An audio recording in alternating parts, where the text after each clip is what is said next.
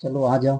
इसलिए कि अच्छे से पढ़ो। जब रेयान रेयान मेहनत भी बहुत किया है, बहुत सा वो एलियन का मॉक दिया है, और मॉक ढेर सारा लगाओ। जब तक मॉक नहीं लगाओगे तब तक तुम्हारा हाथ खुलेगा नहीं। सिर्फ पढ़ लोगे बस, यहाँ पर तो बनेगा, एग्जाम में तुम टाइम मैनेज नहीं कर पाओगे। चलो आ जाओ, अच्छे से पढ़ना, अगला नंबर तुम्ही लोग का है। ठीक है, खूब अच्छे से पढ़ो। रिजल्ट आएगा तो रिजल्ट के बाद पता ही चलेगा कितना रैंक आया नहीं आया। मेरे हिसाब से तो लगता है कि 1000 के अंदर तो रेयान का बनना चाहिए। और पेपर जैसे पिछला साल का जो नीट का पेपर था, वो कंपेरेटिवली अभी तक के नीट में सबसे टफ पेपर था। और इस साल वापस आपका मॉडरेट से लो से मॉडरेट कर दिया है। टफ तो था ही नहीं, बिल्कुल कह ही नहीं सकते, इजी कह सकते हो। तुम्हारे अगर मेरा नोट्स अगर तुम फिजिक्स अगर कंप्लीट रखते, अगर रखता करके गया जिसे रेयान करके गया, तो एक सिंगल सवाल भी इधर से उधर नहीं होगा। यहाँ तक कि जो सेमी कंडक्टर के सवाल वगैरह होते हैं वो जस का तस नोट्स से हैं। ठीक है। हाँ, जरा सा एडवांस उठाएगा तो उसके लिए तुम्हें खुद से पढ़ना पड़ेगा। एडवांस हम ऐसा नहीं कह सकते कि भाई जो हम पढ़ाएंगे वही आ जाएगा। हाँ, कंसेप्ट वही रहेंगे, अलग क्या पूछेगा वो। हम लोग अभी तक हम लोग रिफ्लेक्शन खत्म किए हैं। जो हमारा नया आज का टॉपिक है वो हमारा रिफ्रैक्शन है। बहुत मजेदार टॉपिक है, अच्छे से समझना। लिखेगा कोई नहीं, चुपचाप बस देखना स्क्रीन को, कुछ दिक्कत हो तो बताना। आ जाओ। सबसे पहले हमें बताओगे कि हम लोग जो ऑप्टिक्स स्टार्ट किए थे, तो ऑप्टिक्स को स्टार्ट करते टाइम हमने दो चीजें डिस्कस किए थे, बताओ क्या। एक तो डिस्कस किए थे कि ऑप्टिकल इवेंट क्या होता है, और ऑप्टिकल इवेंट हम लोगों के सिलेबस में कितने तरह का पढ़ना है। तो हमें पढ़ना है दो फिलहाल के लिए। कौन से? ज्योमेट्रिकल ऑप्टिक्स में। उस पहला इवेंट का नाम है हमारा रिफ्लेक्शन, और दूसरे इवेंट का नाम है रिफ्रैक्शन। बताओ रिफ्लेक्शन और रिफ्रैक्शन में क्या डिफरेंस था। रिफ्लेक्शन में हमने पढ़ाया था कि कोई भी अगर इंसिडेंट अगर बाउंड्री पे इंसिडेंट होता है तो after reflection comes back to the same medium. जबकि रिफ्लेक्शन में ऐसा नहीं होगा, वहां पर पॉलिश्ड सरफेस नहीं होंगे, या पॉलिश सरफेस नहीं होने के कारण वह क्या करेगा, पहले मीडियम से जो इंसिडेंट हुआ है रेज, वह क्रॉस करके दूसरे मीडियम में चला जाएगा। हम ये भी बात बताए थे कि रिफ्लेक्शन कभी भी 100% नहीं हो सकता, कुछ ना कुछ रिफ्लेक्शन होता है। मगर यहाँ पर हम यह मान के चलेंगे कि 100% रिफ्लेक्शन हो रहा है। ठीक है, चलो आ जाओ। हम लोग आज ऑप्टिक्स में, एक सेकंड में टाइम दीजिएगा भाई। तुम आ गई कृतिका जी, हो गया शादी विवाह में मजा कर लिए? हाँ सर। इतना इतना दिन रहा जाता है जी। Sorry sir. तो आ जाओ आगे।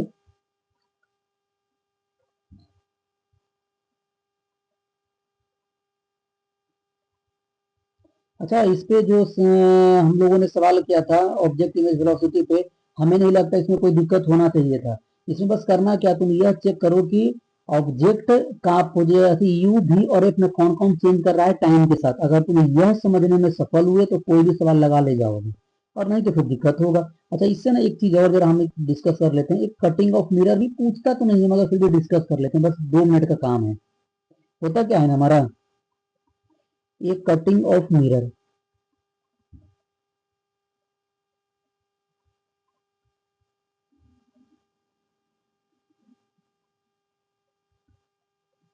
कटिंग ऑफ मिरर, हमें जैसे बच्चा पढ़ते कि मान लो कि हमारे पास कोई एक कॉनकेव मिरर था, ये वाला।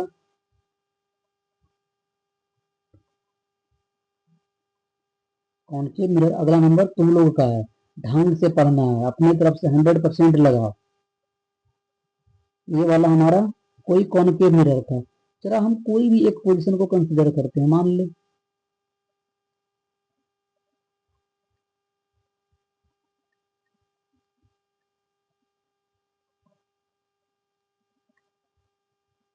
ये वाला। और यहाँ पर एक हम कंसिडर करते हैं कि मान लो कि एक ऑब्जेक्ट हमारा रखा हुआ है 2f, 0 पे। ये वाला हमारा, अच्छा 2f को हम यहाँ पर क्या बोलेंगे, रेडियस ऑफ कर्वेचर सेंटर है कि नहीं ये वाला हमारा, बताओ। अगर ऑब्जेक्ट को अगर हम यहाँ पे रखेंगे तो तुम खुद बताओगे कि यहाँ से जो इंसिडेंट होगा रेज, वह कुछ यू कट कर रहा होगा, यहाँ से गया होगा, यहीं पे हमारा इमेज ढेर सारा यहाँ पर हमारा रेज आ रहा होगा। बताओ इमेज कहाँ पे बन रहा होगा इसका। अरे बोलना है, चुपचाप बैठे नहीं रहना, यहाँ मस्ती नहीं करने आए हो, हम तुम्हें जादू नहीं दिखा रहे हैं। सेंटर पर। सेंटर पर ही बनेगा। ये वाला हमारा सेंटर पे ही बनेगा। हम एक काम करते हैं बच्चा पार्टी, हमारा पे सेंटर पे बना ये रिफ्लेक्शन और इंसिडेंट रेज और रिफ्लेक्शन दोनों आपका रिफ्लेक्टेड रेज सेम ही है हमारा, ये वाला। हमने क्या किया, इसे कुछ हिस्सा काट के निकाल दिया। कैसे, जरा देखो, हमने क्या किया, ये वाला कुछ हिस्सा काट के निकाल दिया, मान लो।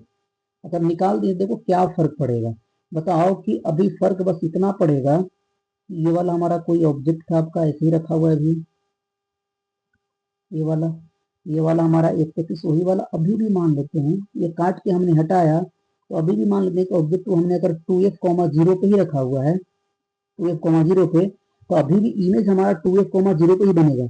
हमें बताओ फर्क क्या पड़ेगा, देखो कुछ जब ये जो रेज जा रहा होगा, अब जो यहाँ से रेज निकल रहा होगा वो वापस लौट करके आ नहीं रहा है, तो बताओ क्या फर्क पड़ेगा। पोजीशन तो हमारा अभी भी 2f, 0 पे ही रहेगा, बस फर्क इतना हुआ कि reflected ray, number of reflected ray कम पहुंच रहा होगा, जिस कारण से ब्राइटनेस बोलो या इंटेंसिटी बोलो, इंटेंसिटी का मतलब जब हम लोग पढ़ेंगे तो सीखेंगे, मॉडर्न फिजिक्स में हम लोगों को इंटेंसिटी के बारे में पढ़ना है। मतलब ब्राइटनेस हमारा क्या हो जाएगा, हल्का सा कम हो जाएगा, डिम्ड हो जाएगा। बात समझ रहे हो, अरे बोलो। हाँ अभी भी आपका same, but same image is same, image is formed at same position, image is formed at same position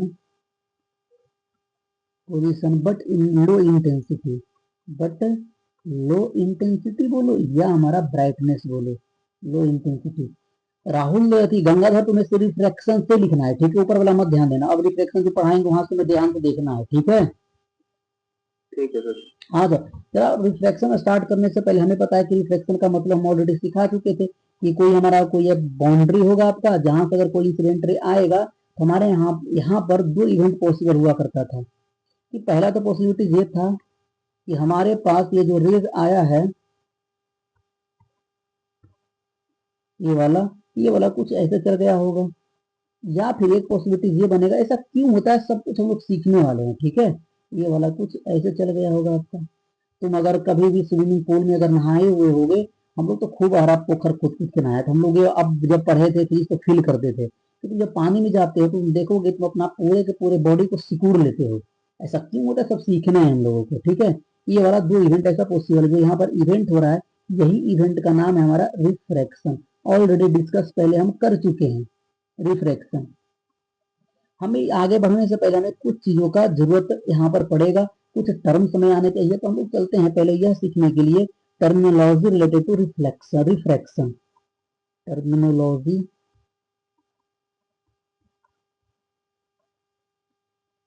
related to refraction, एकदम आराम से समझना, कोई दिक्कत हो तो बताना। रिफ्रैक्शन, हम एक बात तुमसे पूछते हैं कि तुम लाइट के बारे में तो हल्का फल्का पता होगा ऑलरेडी, जब हम लोग पढ़ भी रहे थे, ऑप्टिक्स स्टार्ट कर रहे थे तो वहां पर डिस्कस भी किए थे कि भैया एक बात बताओ कि स्पीड ऑफ लाइट के बारे में तुमने पढ़ा होगा कि स्पीड ऑफ लाइट होता है आपका c से डिनोट करते हैं 3 × 10⁸ मीटर पर सेकेंड होता है। मगर अभी इसके बारे में कुछ चीजें हम लोग को जरा और जानना है, क्या हम अभी बताते हैं।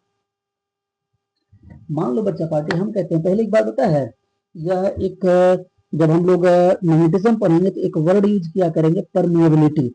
ज्यादा दिमाग नहीं लगाना क्या होता है, अभी हम बस मान लेना कि यही परम सत्य है, बाकी सब झूठा है, बाकी जब हम लोग पढ़ेंगे तो डिस्कस करने वाले हैं। Speed of light, speed of light, speed of light can be found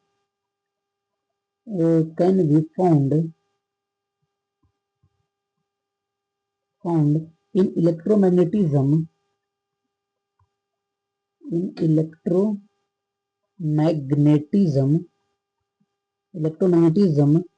with the help of Maxwell equation,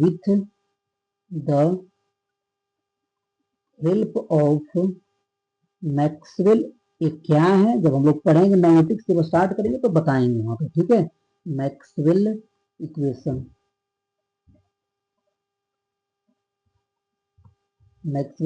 equation, ठीक है।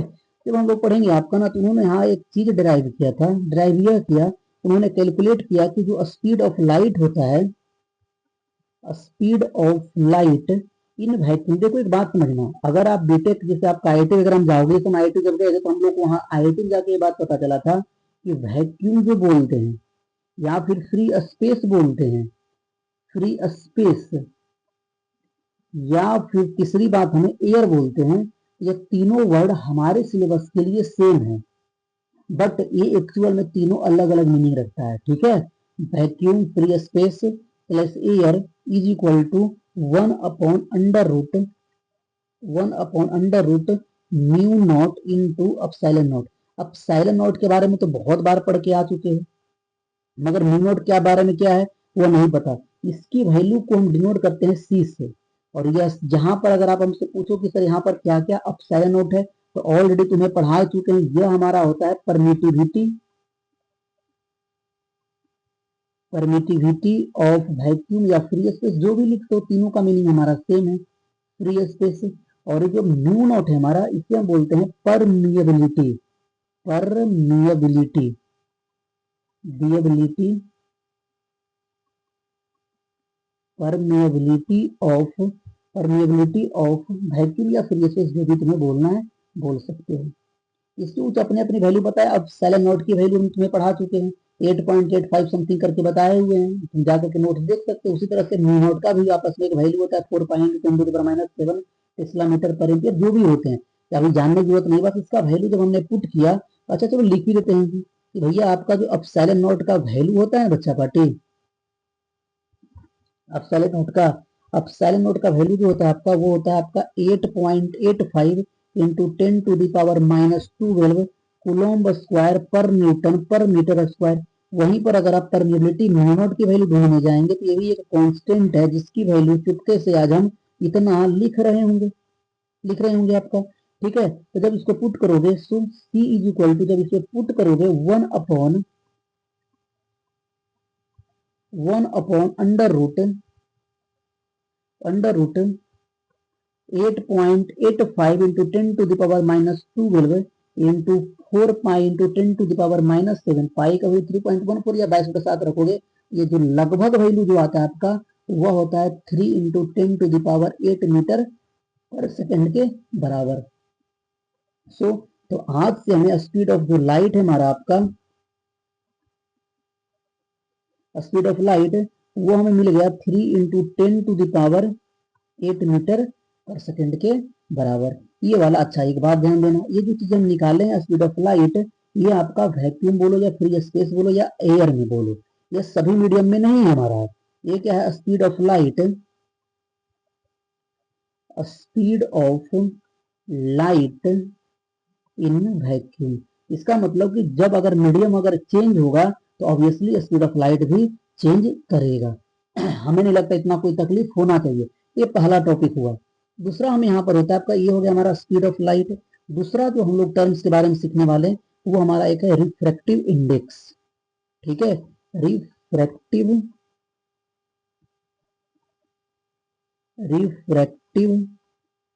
इंडेक्स, ये क्या होता है जरा हम बताते हैं। रिफ्रैक्टिव इंडेक्स को हम लोग म्यू से दिखाते हैं। म्यू, म्यू नहीं बोलते, म्यू वैसे दिखाया करेंगे इसको बोलते हैं आप, जब हम पढ़ेंगे मॉडर्न में, तो म्यू को हम लोग फ्रीक्वेंसी से दिखाते हैं, फ्रीक्वेंसी को दिखाते हैं म्यू से। ठीक है, अभी फिलहाल के लिए आपका म्यू याद रखना है कि रिफ्रैक्टिव इंडेक्स होता है। इसको क्या बोलते हैं, इसे यू लिखो तुम, और इसको हल्का सा नीचे लंबा कर दो पीछे वाला, इसको पढ़ते हैं म्यू या म्यू। म्यू अलग होता है ये वाला। ये आपका क्या है ना, कि जब भी रिफ्रैक्टिव इंडेक्स की हम बात करें, जैसे तुम्हें याद करो कि अगर हम कहते हैं कि कोई भी, जैसे आपका हमने डिफाइंड किया था मोमेंट ऑफ इनर्शिया, तो मोमेंट ऑफ इनर्शिया या फिर आपका एंगुलर मोमेंटम, एक सेकंड लाइन पे रहोगे। हेलो, हाँ सर, सर हम आपसे जरा तक ना 1-1.5 घंटा बाद बात करेंगे, हम क्लास में ले रहे हैं बैठे। ठीक है, आपका रिफ्रैक्टिव इंडेक्स बताओ। रिफ्रैक्टिव, हाँ तो हम क्या बोले थे, उसी तरह से रिफ्रैक्टिव इंडेक्स भी एक मीडियम के लिए डिफाइंड है। अगर तुम्हें कोई बोले कि बताओ रिफ्रैक्टिव इंडेक्स क्या है, तो सबसे पहला सवाल तुम्हारे पास ये होना चाहिए, बताओ किस मीडियम का बताना है। मीडियम पता चल जाए तो उसके बाद कैसे क्या बताना है वो हम बताते हैं। तो पहला हम ये लिख रहे हैं, refractive index, it is defined for it is defined for a medium, for a medium, for a medium. अच्छा, पता है ये जो हमारा रिफ्लेक्टिव इंडेक्स है वो एक रिलेटिव टर्म है। पता है यह बताता है ना हमें, यह मेजर करता है किसी भी मीडियम में स्पीड ऑफ लाइट कितना से कम गया है।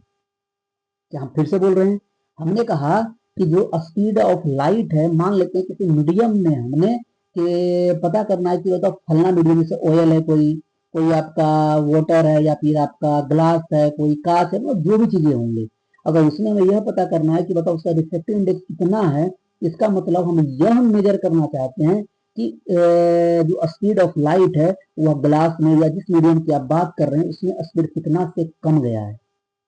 क्या हम बोल रहे हैं, हम लिखते हैं फिर हम एक एक चीज और समझाते हैं। It is defined for a medium, medium refractive index of a medium, refractive index of a medium, medium refractive index of a medium is defined as, is defined as the ratio of, defined as the ratio of a speed of light, ratio of a speed of light, a speed of light in a speed of light in vacuum, in vacuum। इसी को हम क्या बोल रहे थे, air चुपके से बोल दो या आप बिना बताए तुम फ्री स्पेस बोल दो, तीनों का मीनिंग आज सेम रख रहा होगा। Free space to the speed, to the speed of light, to the speed of light in that medium, in that medium, in that medium। जैसे बच्चा पार्टी हम समझाने की कोशिश करते हैं, हमने क्या कहा कि अगर किसी भी मीडियम का अगर आपको रिफ्रेक्टिव इंडेक्स जानना है तो हमने कहा कि म्यू का जो वैल्यू होगा आपका, पहले यह देख लो कि speed of light in vacuum में कितना है, speed of light in vacuum, in vacuum divide बटा speed of light in that medium. Speed of light, speed of light in that medium, in that medium. ये हो गया। अच्छा बताओ, हम मान लेते हैं थोड़ी देर के लिए बच्चा पार्टी जो स्पीड ऑफ लाइट हमें इन वैक्यूम है वो तो ओरिजिनली हम उसको सी से डिनोट कर लेते हैं, और जो मीडियम में स्पीड है वो हम वी से दिखा लेते हैं, और प्यार से एक बक्सा में बंद कर लेते हैं। देखो समझना। अच्छा एक बात बताना, हमने क्या कहा कि तो बताओ कि जो रिले है तुम देख रहे हो रिफ्लेक्टिव इंडेक्स, वह कुछ और नहीं स्पीड का रेशियो है। तो बताओ हम कह सकते हैं कि सो, चुपके से एक बात यहाँ से हम बोल सकते हैं जो रिफ्लेक्टिव इंडेक्स है हमारा, रिफ्लेक्टिव इंडेक्स, ये हमारा reflective index, reflective index is a relative term, is a relative term. So it is, it is a unitless, unitless and dimensionless.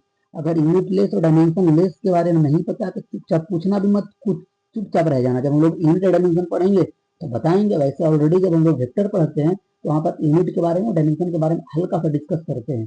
थोड़ी देर के लिए हम बता भी देते हैं। यूनिट का मतलब होता है जैसे केजी, मीटर पर सेकंड, मीटर पर सेकंड स्क्वायर, ये हमारा यूनिट हो गया। इसका कोई भी यूनिट नहीं होगा क्योंकि स्पीड का रेशियो कट जाएगा मीटर पर सेकंड, मीटर पर सेकंड। डायमेंशन का मतलब जैसे अगर एरिया लिखते हो तो एरिया में क्या होता है, लेंथ हमारा 2 बार आ रहा है, तो लेंथ का स्क्वायर जो स्क्वायर होता है ना वो लेंथ का डायमेंशन बता रहा है, बस इतना ध्यान देना। तो so unit less and dimension less physical quantity, dimension less physical quantity. अच्छा, फिजिकल क्वांटिटी ये हमें समझ में आ गया। पता है एक बात, हमें जो स्पीड ऑफ लाइट हमने मेजर हम कर रहे थे ना, जो कि था 3 × 10⁸ मीटर पर सेकंड जो निकल करके आया, वह जितने भी पॉसिबल मीडियम है आपके, जितने भी पॉसिबल, वह सबसे मैक्सिमम स्पीड ऑफ लाइट जो था हमारा, वह कहीं और नहीं आपके वैक्यूम फ्री स्पेस या एयर में होता है। मतलब हम कह सकते हैं कि maximum possible speed,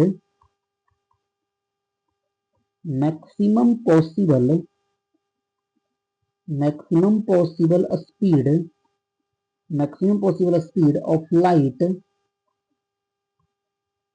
light light in vacuum is in vacuum is in vacuum vacuum और फ्री स्पेस जो भी बोल दो आपका free space is equal to आपको क्या होगा 3 into 10⁸ metre per second is equal to, इसी को हम सी से डिनोट करते हैं। इसका मतलब हो गया कि अगर स्पीड ऑफ लाइट अगर वैक्यूम के अलावा तुम अगर वाटर में अगर तुम अगर थ्रू वाटर में अगर ट्रेवल कर रहा है लाइट तो वहां पर speed 3 into 10⁸ metre per second से कमेगा, कभी बढ़ नहीं सकता, क्योंकि मैक्सिमम से मैक्सिमम हमारा वैक्यूम में पॉसिबल है। और जैसे ही मीडियम चेंज करेगा तो स्पीड ऑफ लाइट चेंज करता है। चेंज करने का मतलब है कि भैया आपका उससे ज्यादा कभी पॉसिबल होगा नहीं, मतलब उससे हमें कम होता है। तो हम ये कह सकते हैं कि so speed of light in any medium speed of light in any medium should be less than is equal to c is equal to, या इसी को ऐसे लिख देते हैं 3 इंटू 10⁸ मीटर पर सेकेंड। इसी को अगर हम लिखें तो बताओ चुटके से मान लेते हैं किसी भी मीडियम में जो किसी भी मीडियम में स्पीड ऑफ लाइट हमारा भी है, वो आपका भी है, यह भी always less than is equal to C के बराबर होगा। अगर यहाँ तक अगर कुछ पूछना हो तो हमसे पूछ सकते हो, बताओ जल्दी से। किसी कुछ पूछना है? बोलो बच्चा पाठी, कोई दिक्कत है? नहीं सर। नहीं, ये हमारा हो गया। जरा आ जाओ। अरे भाई ये क्या हो गया, स्लाइड भर गया है 64 65। कैसा गया तुम्हारा टेस्ट आज मिस्टर केमिस्ट्री का और मैथ्स का? मैथ का अच्छा नहीं क्या? का है पता नहीं, और केमिस्ट्री का? वो अच्छा था। अच्छा चलो कोशिश में लगे रहो। तो बताओ हम एक बात बताना, हम क्या बोल रहे थे? अभी हमने यहाँ पर लिखा था कि जो म्यू का वैल्यू होता है रिफ्रैक्टिव इंडेक्स को हम म्यू से डिनोट करते हैं, तो म्यू इज इक्वल टू सी बटा भी होता है। अब एक बात बताओ तुम खुद, जो हमारा सी बटा भी, और हम यहाँ पर अभी ये भी देख करके आए हैं कि जो हमारा स्पीड ऑफ लाइट होगा किसी मीडियम में always less is equal to C के बराबर होगा। तो एक बात नहीं कह सकते जो रिफ्लेक्टिव, अब एक बात बताओ ऊपर हमारा ज्यादा नीचे कम, तो रिफ्लेक्टिव इंडेक्स का वैल्यू हमारा ग्रेटर देन इक्वल टू 1 होगा। बोलो कोई दिक्कत है? नहीं ऑल्सो क्या बोले? हाँ सर समझ नहीं कुछ पूछना हो तो बताना। नहीं सर वही बोलो सर। बताओ ऑल्सो, अगर हमें एक बात बताओ बच्चा पार्टी बता सकते हो, और म्यू इज इक्वल टू सी बटा भी होता है, और हमने क्या बोला कि सी हमारा कांस्टेंट है, अगर मीडियम चेंज करोगे तो भी पे डिपेंड करेगा स्पीड। तो हम कह रहे हैं मतलब भी डिपेंड करेगा मीडियम पे, तो हम एक बात कह सकते हैं कि जिस मीडियम का रिफ्लेक्टिव इंडेक्स ज्यादा उससे करस्पॉन्डिंग स्पीड कम। अरे बोलो, अगर हमारा जिस मीडियम का रिफ्लेक्टिव इंडेक्स कम उसमें स्पीड हमारा ज्यादा। तो ले दे करके एक बात यहाँ से नहीं बोल सकते जो स्पीड ऑफ लाइट है in any medium inversely proportional to हमारा रिफ्रैक्टिव इंडेक्स है। बोलो समझ में आया हम क्या बोल रहे हैं? हाँ सर। और बताना। अब मान लेते हैं कि नाउ सो नाउ एक काम और जरा हमें बताना। हमने मान लिया कि कोई आपका मीडियम है, आपका कोई एक मीडियम हम मान लेते हैं 1 मान लेते हैं, मीडियम 1। इस मीडियम में लाइट, इस मीडियम का रिफ्लेक्टिव इंडेक्स v1 है और स्पीड हमारा v1 है। कोई एक मीडियम हम मान लेते हैं, उसका मीडियम हमारा मीडियम 2 है, उस मीडियम का रिफ्लेक्टिव इंडेक्स चुपके से हम v2 और उसमें आपका स्पीड हम v2 लिख रहे हैं। इसी तरह करते करते करते करते हम जा रहे हैं। हम कह सकते हैं बताओ कि अगर हमारा पहले वाले का अगर हम म्यू1 का अगर वैल्यू लिखना होगा तो म्यू1 is equal to C upon कितना हमारा v1। तो यहाँ पर चुपके से c इज इक्वल टू तुम कितना लिख रहे होगे म्यू1 इंटू v1। अगर उसी तरह से अगर यहाँ पर म्यू2 लिख रहे होंगे तो c बटा v2 इज इक्वल टू यहाँ पर हमारा जो c का वैल्यू होगा वो हमारा म्यू2 इंटू v2 के बराबर। तो अगर सब लेफ्ट साइड बराबर है तो आरएचएस भी बराबर होगा। तो कह सकते हो किसी भी मीडियम का रिफ्लेक्टिव इंडेक्स, सो किसी भी मीडियम का रिफ्लेक्टिव इंडेक्स उस मीडियम में स्पीड ऑफ लाइट, दूसरे मीडियम का रिफ्लेक्टिव इंडेक्स उस मीडियम का स्पीड ऑफ लाइट, तीसरे मीडियम का रिफ्लेक्टिव इंडेक्स उस मीडियम का स्पीड आपस में बराबर होगा और इसकी वैल्यू सी के बराबर होगा। कोई दिक्कत तो बताओ हमें, समझ में आ रहा है कि नहीं आ रहा है? हाँ सर। कोई दिक्कत नहीं ना? नहीं, होना भी नहीं चाहिए। चलो आ जाओ, तो हमें ये वाला यहाँ तक हमें लगता नहीं कोई दिक्कत होना चाहिए। ठीक है, ये वाला हो गया। अच्छा, इसमें कुछ और नहीं। ठीक है, एक बात होता है, यहाँ पे एक नोट पॉइंट लगा के लिखते हैं, और एक चीज हमें बताना,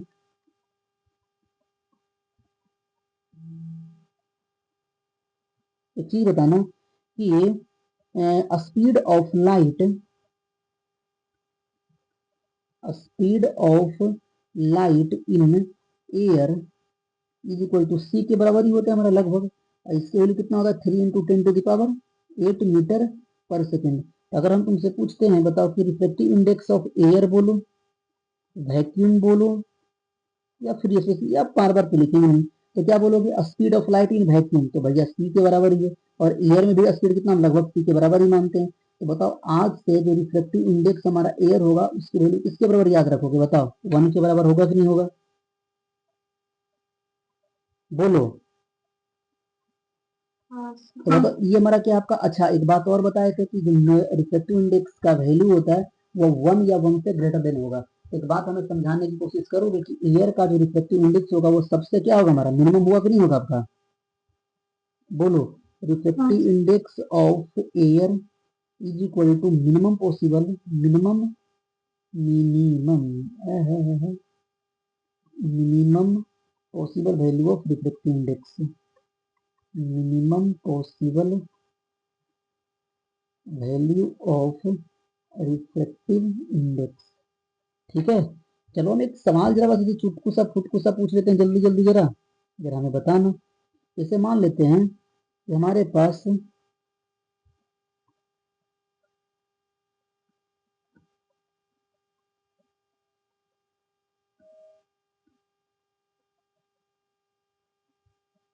ये हमारे पास मीडियम 1 है, ये हमारा बाउंड्री है, ये मीडियम 2 है, ये हमारा मीडियम 3 है,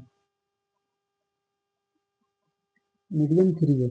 मान लो कि, अच्छा अगर मीडियम के बारे में ना कहा जाए तो हम एयर मान के चलेंगे। अभी ये बात बोलना हम लिखवा देंगे, क्योंकि याद रहेगा तुम लोगों को कि नहीं ये भी नहीं पता हमें। इसका मान लेते हैं रिफ्लेक्टिव इंडेक्स हमारा आपका, इसमें स्पीड ऑफ लाइट हमारा, ये कुछ नहीं आपका, सीधे बोले तो आपका म्यू इक्वल टू 1, तो समझ जाओगे क्या है हमारा। इसमें मान लेते हैं रिफ्लेक्टिव इंडेक्स हमारा आपका 3/2 है, इसका रिफ्लेक्टिव इंडेक्स हमारा आपका 4/3 है। तो बताओ, यहाँ पर हम आपका V1 बोल रहे हैं, इसको हम V2 बोल रहे हैं। बताओ V1 और V2 का जल्दी से वैल्यू बता दो कितना होगा, फटाक से एकदम।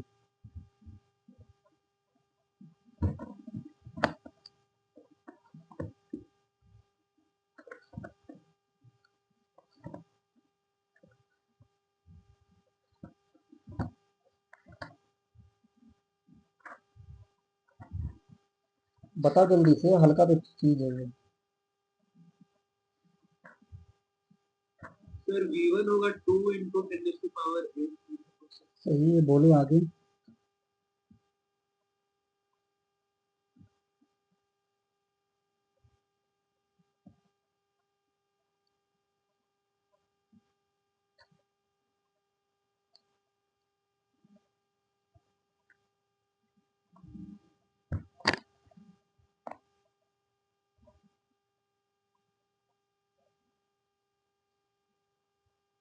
रिफ्रैक्शन को बहुत अच्छे से करना, ठीक है। रिफ्रैक्शन हमारा बहुत अच्छा कंसेप्ट इसमें आएगा, बहुत डेप्थ में हम लोग जाने वाले हैं।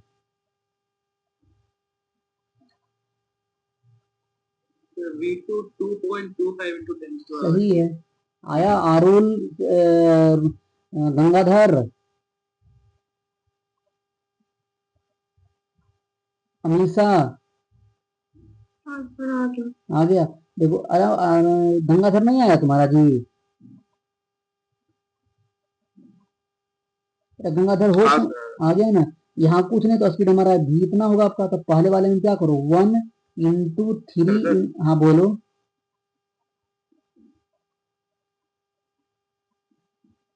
कुछ नहीं, आवाज नहीं आ रहा।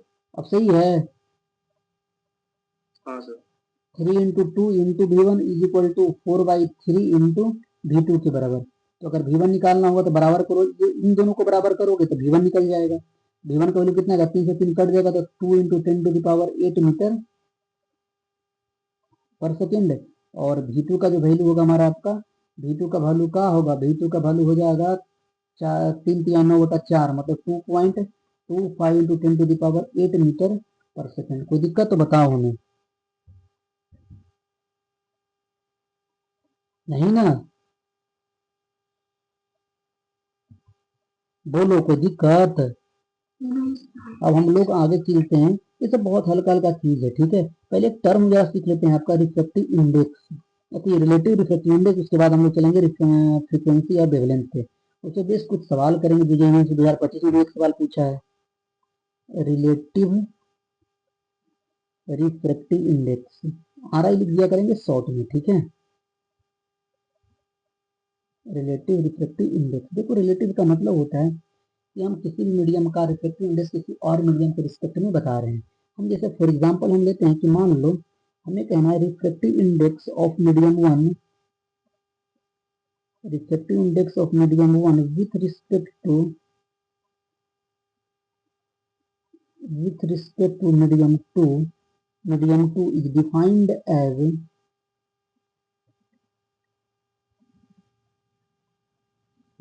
एज, इसको देखो लिखने का तरीका भी समझना। इसको तो नॉर्मली से हम लिखा करते थे refractive index of 1 with respect to 2, या इसी को तुम अगर लिखोगे refractive index of 1 with respect to 2, ऐसे भी लिख दिया करता है, तो गड़बड़ाना मत। इज इक्वल टू, ये डिफाइंड है μ1/μ2 के बराबर, ठीक है। ये हमें डिफाइंड किया गया। फॉर एग्जाम्पल इसमें समझना एक चीज हमें,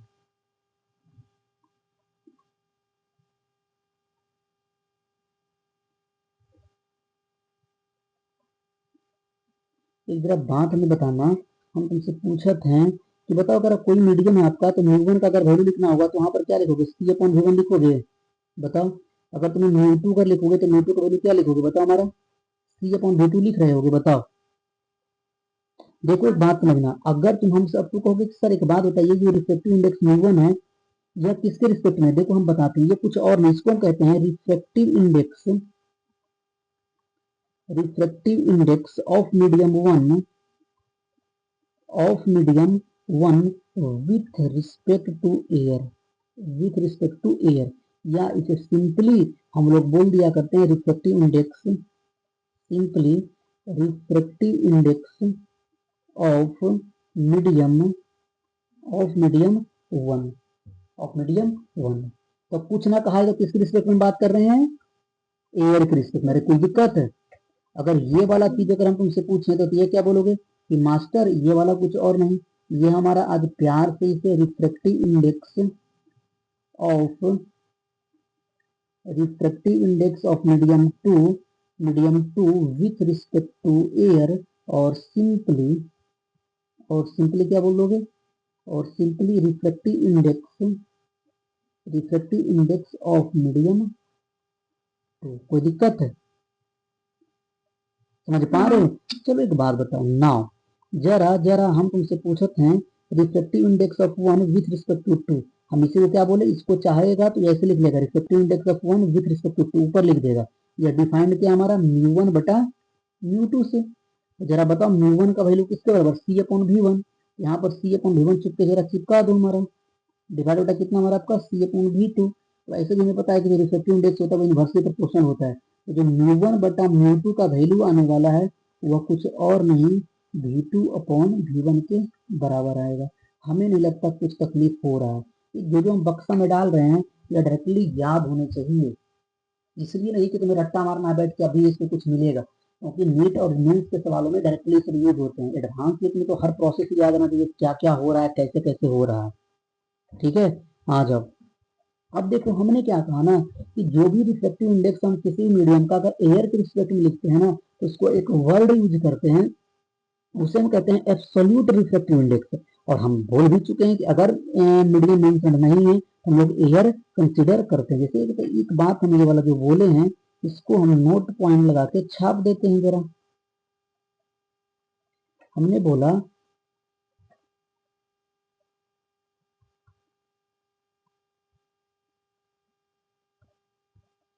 बोला कि refractive index of any medium, refractive index of any medium with respect to air, or vacuum is known as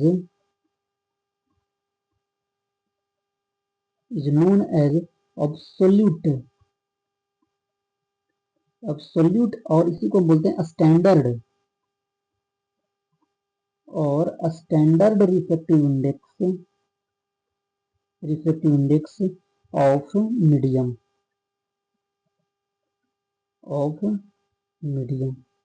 ठीक है। और यहीं पर हम घुसा देते हैं if not mentioned,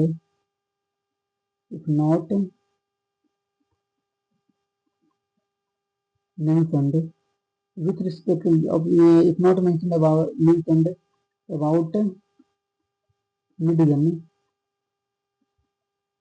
then we will consider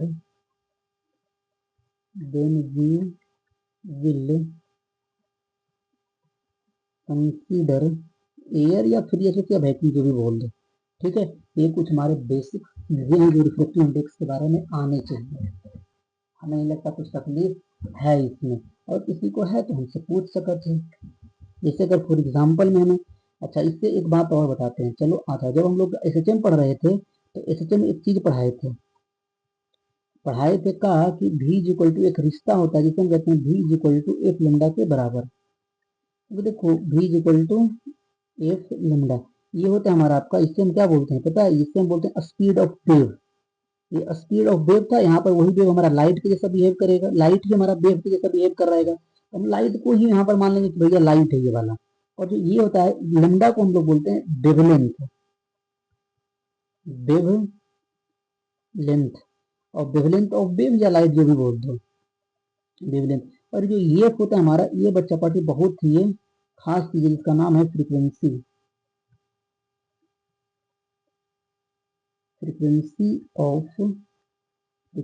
of wave. पता है देखो एक बात समझने वाली है कि जब अगर लाइट चेंज करेगा अपना मीडियम, तो यहाँ पर दो चीजें चेंज करने वाला है, एक स्पीड एक वेवलेंथ, दोनों प्रॉपर्टी मीडियम पे डिपेंड करता है।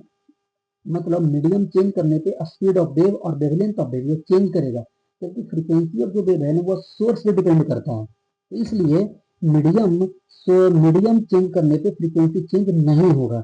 ये बातें हमें लिखना है, जरा समझना। हमने क्या कहा कि frequency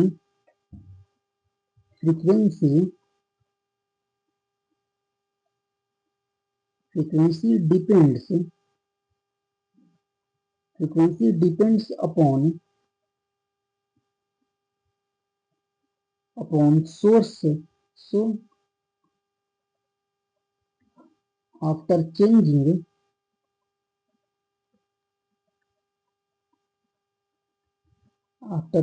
the medium,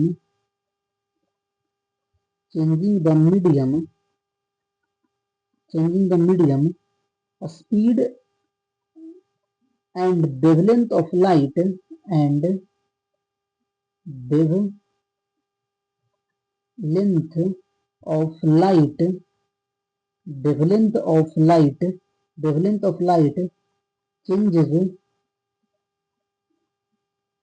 changes, but frequency remains same. But frequency remains same. तो जरा एक बात बताओ, यहाँ से हमें प्यारा सा एक रिश्ता मिलने वाला है खूबसूरत सा। अगर V इक्वल टू हमारा आपने कहा सर एफ लेमडा के बराबर, जरा बताओगे रिफ्रैक्टिव इंडेक्स का वैल्यू हमने क्या पढ़ा है, C बटा V पढ़ा है। तो यहाँ से V का वैल्यू किसके बराबर, एफ लेमडा के बराबर। यहाँ से देखो हमें बताओ C बटा लेमडा तो हमारा कांस्टेंट रहेगा, इसका मतलब म्यू जो आपका होगा वह वापस हमारा इनवर्सली प्रोपोर्शनल टू लेमडा हुआ। तो सो यहाँ से जरा हाँ, अरे फ्रीक्वेंसी तो सेम रहेगा भाई, लेमडा ना चेंज करेगा, ठीक है। सो हमने एक बात बताते हैं, हमने क्या कहा कि पहला देखो एक रिश्ता हम पढ़े थे क्या आपका mu V equal to constant, ऊपर पढ़ के आए थे mu V equal to constant और उसका वैल्यू किसके बराबर, सी के बराबर। सिमिलरली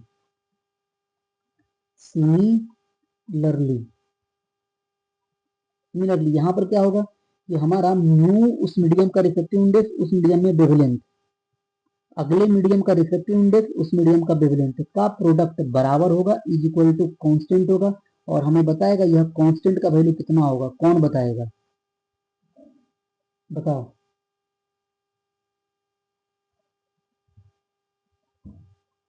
अरे सी भाई सभी को बोलना है, सब अपना दही जमा के मुंह में नहीं बैठा हुआ है।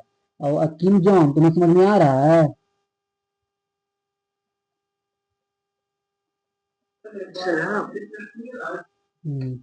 चलो आ जाओ। तुम कहाँ पे बैठा है किम जॉन्ग, बहुत ज्यादा आवाज आ रहा है, तुम अपने अच्छे जगह बैठो जहाँ पर तुम्हें सुनाई अगल बगल से कम दे। सर हमको बोलते हैं। हाँ हाँ, तुम्हारे साउंड में बहुत आवाज अभी बहुत, जब माइक ऑन करता है तो आता है, तुम समझ पाता है, सब आवाज तो बाहर ही निकल रहा होगा। नहीं सर आवाज आ रहा है। चलो आओ इधर देखो, हम एक सवाल लेते हैं जरा हल्का सा, हमें करके दिखाओ। खूब अच्छे से पढ़ो भाई, आज देखो मजा आ जाता है जिस दिन रिजल्ट आता है, जब ऐसा खुशखबरी मिलता है, इतना अच्छा करता है तो लगता है बहुत अच्छा किया है, एकदम खुश हो जाते हैं। अगले साल तुम लोग यदि एक इसमें दो गो नीट का दोगे, तीन गो जेई मेंस का, ये तीन की चार दोगे जेई मेंस, बताओ इतना अच्छा अच्छा स्टूडेंट हो। अगर घर पे अगर ढंग से अगर मेहनत करोगे, सिंगल सब पहले तो मेंस यार कुछ होगा नहीं, मेंस वैसे ही तुम अगर नोट्स पे अगर कमांड है और अगर हल्का से तुम्हारा स्पीड स्पीड अगर ठीक ठाक रख लिए हो प्रैक्टिस करके, तो एक एक सवाल ऐसे निपटा के आओगे मेंस का। यहाँ मान लो तो इसका रिफ्लेक्टिव इंडेक्स हमारा म्यू इज इक्वल टू 3/2 है, यहाँ पर म्यू का वैल्यू 4/3 है, और यहाँ पर म्यू का वैल्यू 13/4 है। और यहाँ पर जो दे रखा है आपका स्पीड, यहाँ पर दे रखा है 2 इंटू 10⁸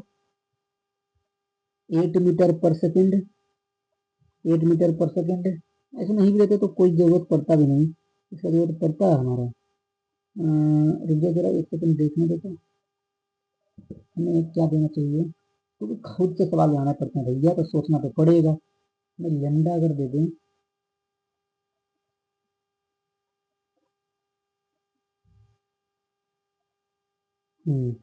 यहाँ पर हमारा लेमडा दे रखा है, लेमडा का वैल्यू 320 नैनोमीटर, ये हमारा V1 लेमडा 1, V2 लेमडा 2, ये दोनों के दोनों वैल्यू निकालने हैं। And also find frequency, and also find frequency,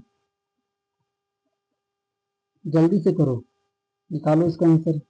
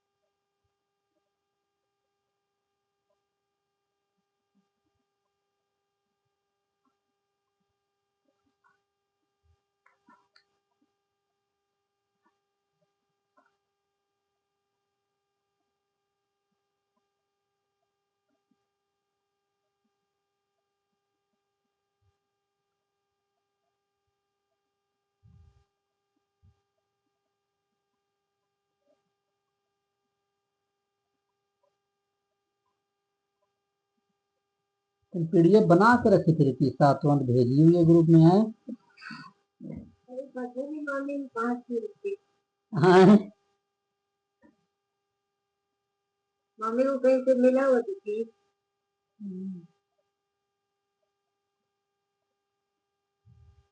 अच्छा पेपर ये वाला नीट वाला भेजे, हमें लगा कि ऑप्टिक्स का भेजे में। अच्छा अरे आ जाओ, फिजिक्स का तुम्हें दिखाते हैं, रुक अब वेट कर लो 5 मिनट, रुक जाओ सब कुछ छोड़ छाड़ दो। पेपर आ गए तुम्हारे सामने, आ गए जरा।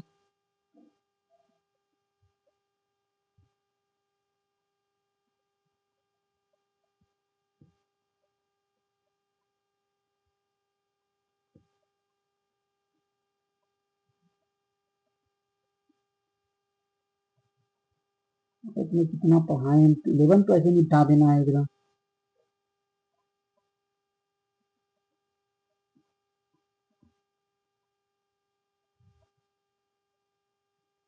वेरिएशन वेलोसिटी एकदम बताओ, 5वां नंबर को एकदम देख के और निपटाओ एकदम जल्दी इसको, बिना पेन उठाए। 5 नंबर, चलो पहले हम बताते हैं। 5 नंबर देखो हो गया एक सवाल, जो तुम भी बना सकते हो एक। ये पता है, जो अगर 10th क्लास अगर हमसे पढ़ा है ना, ये सब सवाल, चाहे इधर देखो आपका ऊपर वाला पहला नंबर हो गया, चौथा नंबर हो गया, 5वां हो गया, तीसरा तो आपका सेमी कंडक्टर हो गया, तो ये नहीं पढ़ाते हैं 10th क्लास में। बाकी 7वां नहीं, 7वां भी नहीं, आपका 9वां नंबर, 8वां नंबर, डेंसिटी, ये भी नहीं पढ़ाते हैं 10th क्लास में। ये तो 10th क्लास का बच्चा बना देगा। इतना इजी पेपर है जी वो। बताओ 14 नंबर, 14 नंबर में ऐसे निकाल दोगे कोई, मतलब 14 में ये हल्का है। द पावर क्रेन, ये वाला इलास्टिसिटी का, यार ये तो नोट्स का सवाल है भाई। 23 नंबर, आई प्लस ई माइनस ए तो कहीं निकल जाए, डेविएशन। बहुत इजी पेपर है, ठीक है, एकदम इजी, कोई इसमें। बताओ देखो, अब बताओ 25 नंबर का ग्राफ कौन सा बनेगा।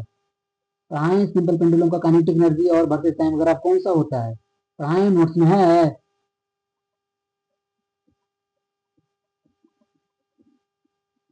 बहुत इजी पेपर है, इतना इजी पेपर तो नहीं मिलेगा, और इतना इजी पूछना भी नहीं चाहिए था, ये गलती करता है, ऐसा पूछ के फिर से ये कटअप बढ़ाया इस बार। पिछले साल का पेपर देखो कितना मस्त था। जो जेई मेंस का पीवाईक्यू बना के गया होगा, उसके लिए बल्ले बल्ले है। इसमें तरफ पता है, हम तो लगभग में 7 से 8 सवाल ऐसा हमें नजर आ रहा है देख करके कि मेंस का पीवाईक्यू है ये, अधिकांशतः सवाल हम कह सकते हैं देख करके। केमिस्ट्री में कैसा पूछा है भाई, ये केमिस्ट्री, ये है केमिस्ट्री।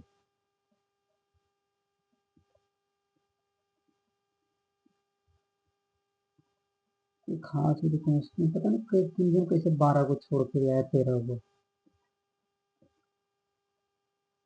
चलो कोई नहीं, पढ़ो पढ़ो अच्छे से, बहुत मजा लगेगा। अगले साल तुम ही लोग का नंबर है, ये हम कुछ चाहेंगे। इसका जो 11th का सवाल है तुम्हारे टेस्ट के रूप में ले ले, ताकि देखते हैं बनाकर कितना बना पाते हो। इसका आंसर निकालो पहले।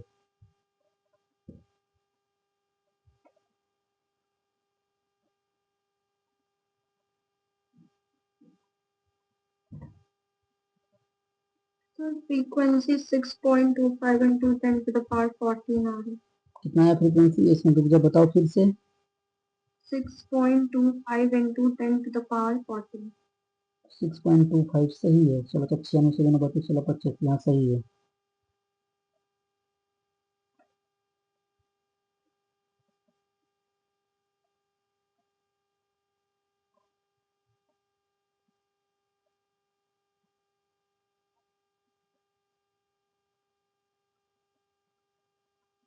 इसमें भी हम काहे के लिए छोड़े थे, इसमें भी आपका इसको मान लेते हैं वी नॉट है, आपका इसकी स्पीड वी नॉट है, वी नॉट भी निकाल लो, फटाक फटाक से निकालो एकदम।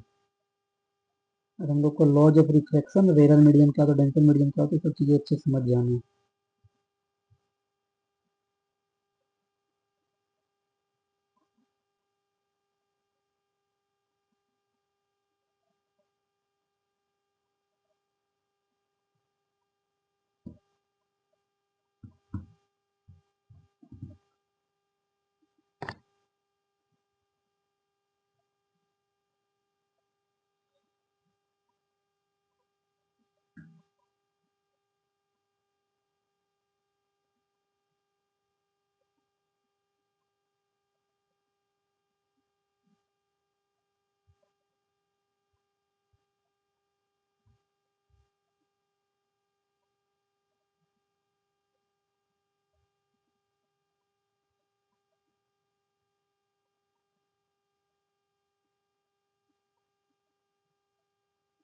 जल्दी करो भाई, इतना भी टाइम नहीं लगता है, सो हो जाता है सब।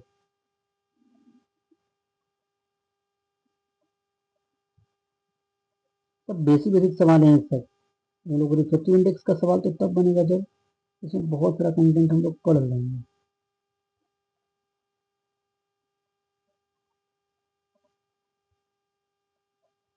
एक सवाल और कॉपी कर लेंगे तो 2000 मेंस का बस अरे करवाने का मेन मोटिव बस 2025 में आया हुआ है, बाकी कुछ है नहीं इस सवाल में।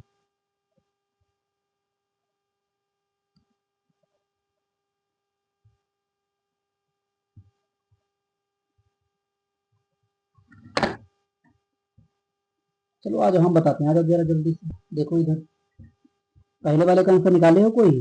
पहले बताओ, भीमों के यहाँ से जब पूछा होगा तो क्या करोगे? सी बटा लेमडा, सी का वैल्यू कितना होता है? 3 × 10⁸ और इसका वैल्यू कितना? 3/2 कट जाएगा, कितना रहेगा? 2 × 10⁸ मीटर पर सेकेंड। यहाँ से V1 निकालोगे, V1 का वैल्यू किसके बराबर? तो कहोगे मास्टर 3 × 10⁸ डिवाइड बटा, बताओ कितना? बोलो, अरे बोलो, 4/3। तीन तिहाई 9, कितना जाएगा? 2.25 × 10⁸ मीटर पर सेकेंड। हम पहले सबका स्पीड निकाल के दिखा देते हैं, बाकी फिर चलेंगे V2 अति लेमडा की तरफ निकालने में। ये हो जाएगा 3 × 10⁸ डिवाइड बटा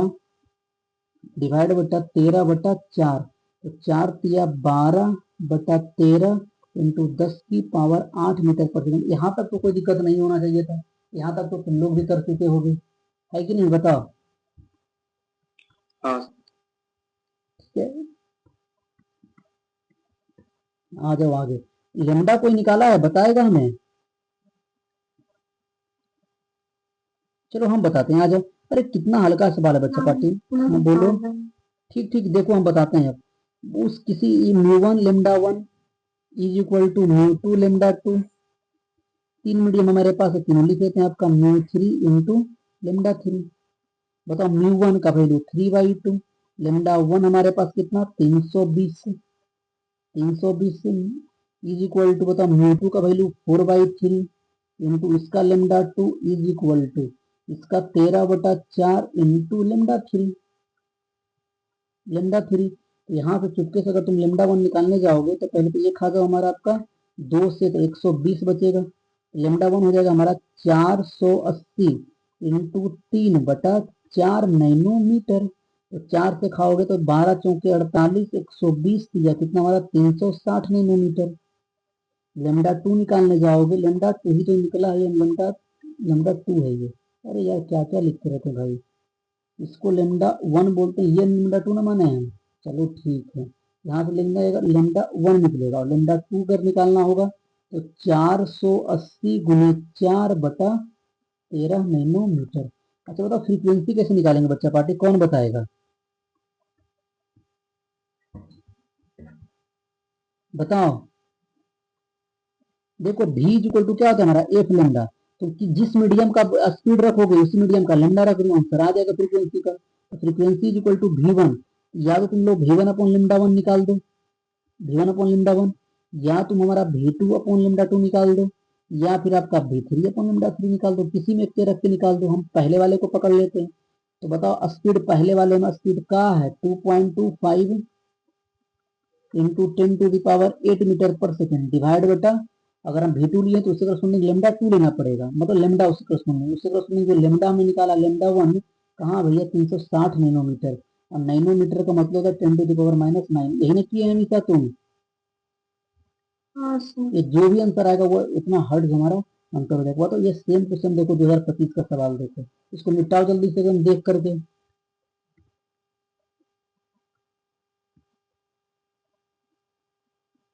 मोनोक्रोमेटिक का मतलब होता है सिंगल वेवलेंथ का, ठीक है। बाकी जब हम लोग वेव ऑप्टिक्स से पढ़ेंगे तो वहाँ पर मोनोक्रोमेटिक के सब क्या कंडीशन होते हैं, एंगुलर फ्रीक्वेंसी वगैरह सब वहाँ फेज डिफरेंस सब कुछ सिखाएंगे।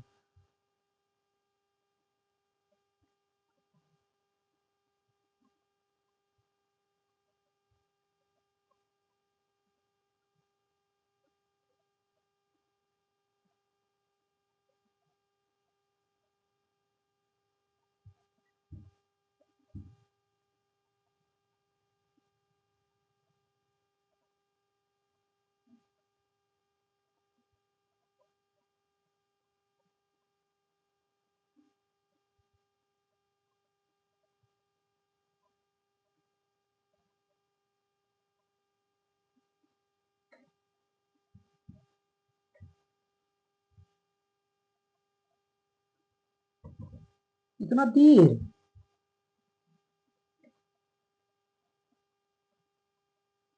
B option. B option. बाकी लोगों का रितिशा, ईशान, आरुल, राहुल,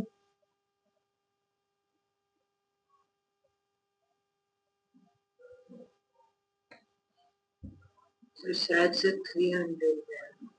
शायद से क्या होता है, कैलकुलेशन करो जो आए। कैलकुलेट की तो 3 into 10⁻6 है। अच्छा, नैनोमीटर में कन्वर्ट नहीं कर पा रहा है तुम। आ जाओ, और किसी का आया? अमीषा, रितिशा आया जी? आ रहा है ना आपका? ये कितना है आपका बताओ? 5 × 10⁻14 हर्ट्ज है हमारा आपका। ईशान तुमसे नहीं आया? तो कर लेना। बताओ, म्यू रिफ्लेक्टिव इंडेक्स 2 रखा है, और म्यू का वैल्यू क्या होता है आपका बताओ? सी बटा भी, और भी का वैल्यू क्या होता है आपका? F lambda. ये वाला लगाएं, बताओ।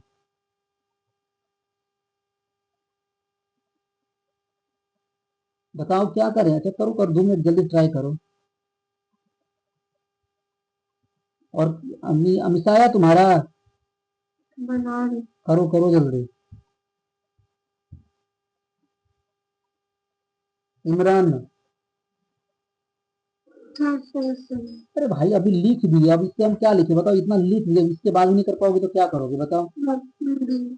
Option B. तो लेमडा का वैल्यू कितना आ जाएगा? लेमडा का वैल्यू आ जाएगा सी, मतलब 3 × 10⁸ मीटर पर सेकेंड डिवाइडेड 2। और फ्रीक्वेंसी दे रखा है हमारा 5 × 10⁻14। अब देखो सबके सब हमारे आपके नैनोमीटर में, तो इसमें क्या करो? आपका 10⁹ नैनोमीटर में 9 से मल्टीप्लाई कर दो, नैनोमीटर में आंसर आ जाएगा। जितना करना है काट पीट के देख लो कौन सा है। बताओ 10⁻14, ये हो जाएगा आपका 9 8 17।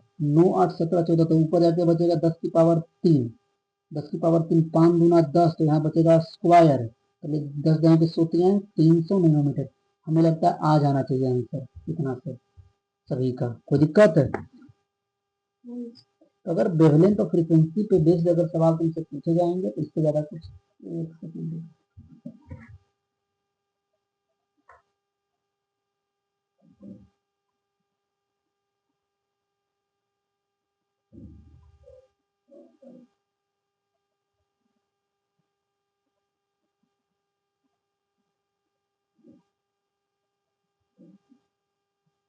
कैमरा हिल जाता है। आगे आगे हम लोग आगे बढ़ते 65 60।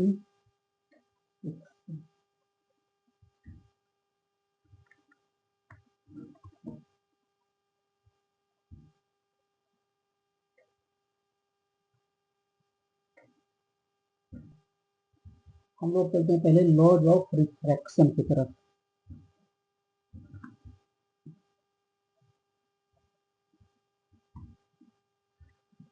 अरे हेडिंग डालते हैं laws of refraction.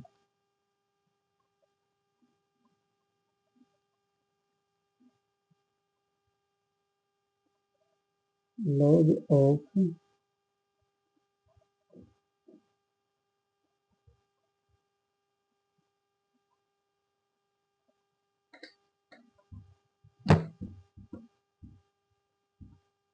Laws of refraction. पहला आपका incident ray.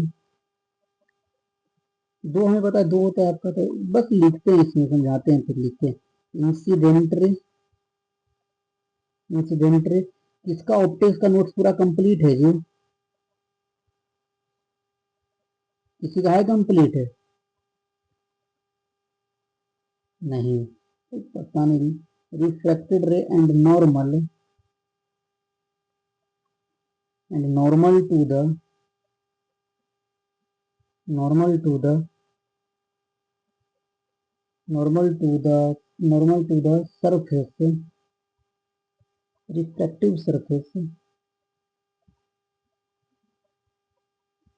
Refractive surface, refractive surface at the point of incidence,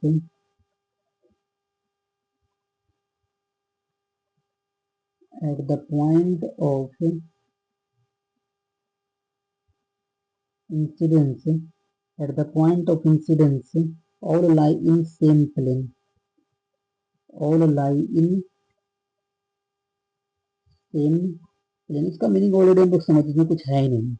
दूसरा हम बताते हैं। दूसरा कहता है the ratio of the ratio of sine the ratio of sine of the angle sine of the angle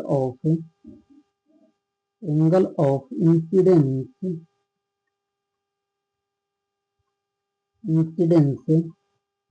to the sine of angle of refraction। और already हम ये बता चुके हैं कि angle of incidence, angle of reflection, angle of refraction हमेशा normal से measure होते हैं। साइन ऑफ एंगल और sine of angle of refraction, angle of refraction is always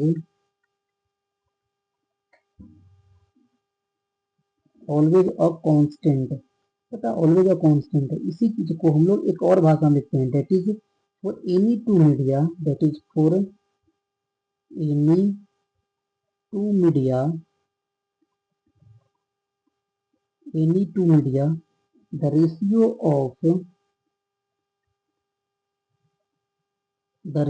of the sine of the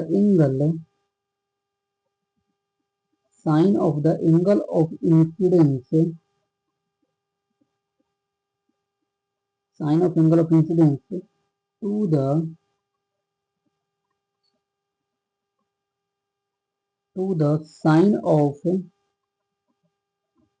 sine of angle of refraction is always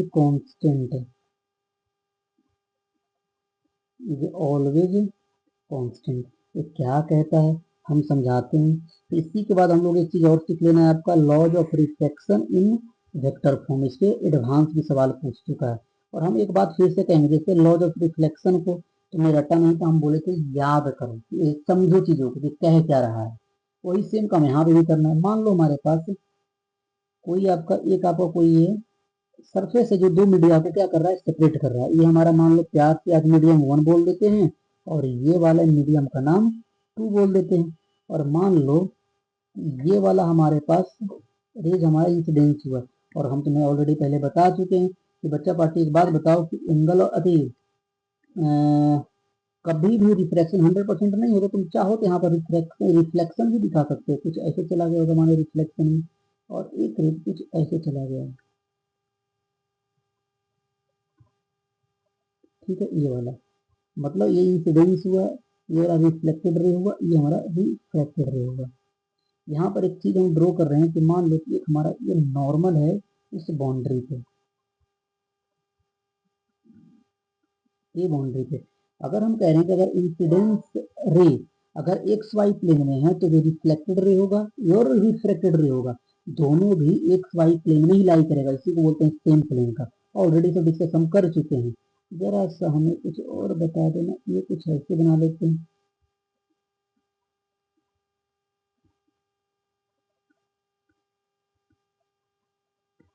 ये वाला और ये वाला हो गया हमारा रिफ्रैक्टेड रे।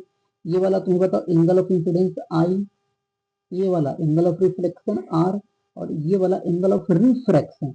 इसको हम ऐसा करते हैं, इसको आई ही बोल देते हैं क्योंकि हमें पता है angle of incidence is equal to angle of reflection, जबकि एंगल ऑफ रिफ्लेक्शन को हम आज आर से दिखा रहे हैं।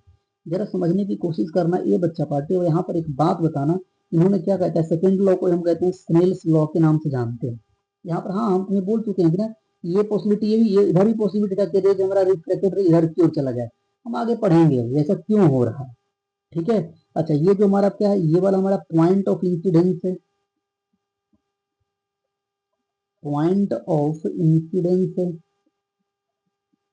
इंसिडेंस इस मीडियम का रिफ्लेक्टिव इंडेक्स म्यू1, ये मीडियम का रिफ्लेक्टिव इंडेक्स म्यू2। स्नेल्स लॉ कहता है कि भैया आपका कि म्यू और उस मीडियम का एंगल ऑफ इंसिडेंस जो थीटा होगा आपका वह कांस्टेंट होगा।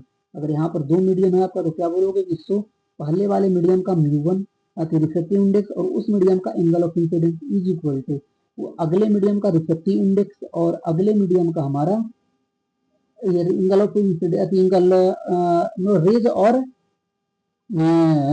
रेज और नॉर्मल के बीच का एंगल, तो बताओ यहाँ पर क्या बचेगा, साइन आर। इसी को हम कहते हैं स्नेल्स लॉ के नाम से जानते हैं। ठीक है, ये क्या हमारा आपका, जैसे यहाँ पर देखो here new sine theta is equal to constant is known as Snell's law.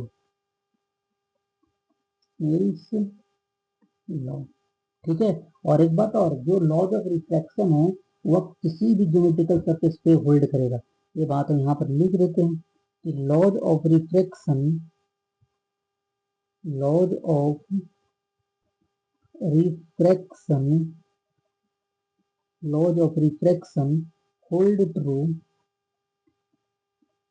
true for any kind of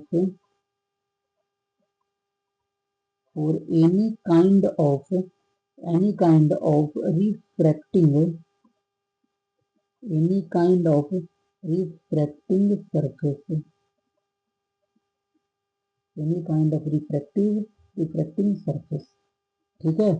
अच्छा देखो बात समझना, हमें अब यहाँ तक सीखा, हमें एक चीज हमें सीखना है। एक का नाम मीडियम का आपका रेरर मीडियम बोलते हैं, दूसरे का हम बोलते हैं आपका डेंसर मीडियम। रेरर और डेंसर मीडियम का मीनिंग क्या है, पहले बात समझो कि रेरर और डेंसर दोनों के दोनों रिलेटिव टर्म है। रिलेटिव टर्म कहने का मतलब कि जैसे एक बात बताओ कि मान लेते हैं कि तीन इंसान है हमारे पास, ए बी सी है, ए बी और सी है।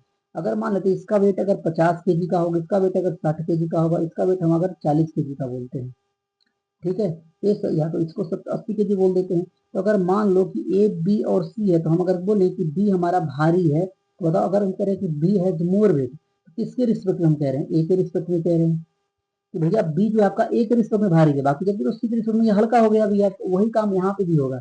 रेरर और डेंसर, ऐसा कोई दो मीडियम को हम लोग एक कंपेयर करने जाते हैं, तो एक दूसरे के रिस्पेक्ट में या तो एक रेरर होगा तो दूसरा डेंसर बन जाएगा, या तो पहले वाला डेंसर है दूसरा वाला रेरर। वो किस तरह से डिसाइड करते हैं, कुछ इस तरह से। हम एग्जाम्पल दे रहे हैं, समझना अच्छे से एकदम, इसको हम लिखेंगे भी। हमारे पास बच्चा पार्टी तीन मीडियम हम मान लेते हैं, ये हमारा मीडियम 1, ये वाला हमारा मीडियम 2, ये वाला मीडियम हमारा 3। हमने कहा ना, इसमें जो आपका स्पीड है आपका v1 है, इसमें स्पीड हमारा v2 है, इसमें स्पीड हमारा v3 है। हमने मान लो किसी तरह से कैलकुलेट किया, और यहाँ पर v1 का जो वैल्यू आ रहा है उसका 2 × 10⁸ था, ये वाला इसका वैल्यू हमारा आपका 3 × 10⁸ था, और यहाँ पर करते हैं आपका 2.5 कर देते हैं, और यहाँ पर करते हैं 1.5 × 10⁸ मीटर पर सेकंड कर देते हैं। स्पीड की बात हम कर रहे हैं। जरा तुम एक बात का ऑब्जर्व करो, देखो और बताओ हमें कि 1 और 2 को कंपेयर करने चलते हैं। जब 1 और 2 को कंपेयर कर रहे हैं तो पाते हैं कि जो स्पीड ऑफ लाइट है in second medium is has greater value with respect to medium 1। तो जो यहाँ पर मीडियम 2 होगा वह मीडियम हमारा रेयरर मीडियम कहलाएगा विथ रिस्पेक्ट टू 1। बात समझ में आ रहा है, हमने क्या बोला फिर समझना। तो ऐसे समझ लो, अगर दोनों मीडियम है, जिसका स्पीड ज्यादा, स्पीड ऑफ लाइट जिस मीडियम में, वह रेरर, किसके रिस्पेक्ट में, जिसके रिस्पेक्ट में मेजर कर रहे हैं, और दूसरे वाला क्या बन जाएगा, डेंसर। मतलब अगर 1 और 2 को हम अगर ऑब्जर्व करें तो हमारा 2 है rarer medium with respect to 1। उल्टा इसका बोलो, जो मीडियम 1 है वह डेंसर है विथ रिस्पेक्ट टू मीडियम 2। तो दिक्कत तो बताओ हमें, समझ में आया क्या कहना चाह रहे हैं हम। जबकि तुम अगर तुम मीडियम 3 को अगर ऑब्जर्व करते हो तो तुम देखो कि अगर 2 और 3 को ऑब्जर्व करो तो 2 हमारा रेरर था 1 के रिस्पेक्ट में, मगर तुम यहाँ पर देखना, हाँ अच्छा 2 1 और 3 को ऑब्जर्व करो, 1 और 3 को, तुम कहोगे कि भैया जो v1 है वरना वो v1 रेरर हो जाएगा विथ रिस्पेक्ट टू 3। तो हमने क्या किया, ये रिलेटिव टर्म से, ये मीडियम पे डिपेंड करेगा, किस मीडियम के रिस्पेक्ट में हम बात कर रहे हैं। आशा कर रहे हैं कि बात समझ में आया होगा मगन, कोई दिक्कत नहीं है किसी को।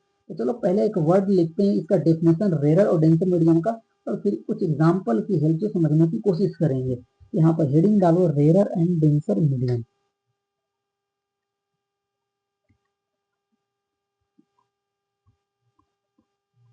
Rarer and denser medium, rarer and denser medium. ठीक है, हमें देखो पहले आपका हमने क्या बोला, इसमें जो लिखना है लिख देते हैं एक बार जरा, कि rarer and denser, rarer and denser both are relative terms, both are relative terms, relative terms, इसमें बेटे certain medium,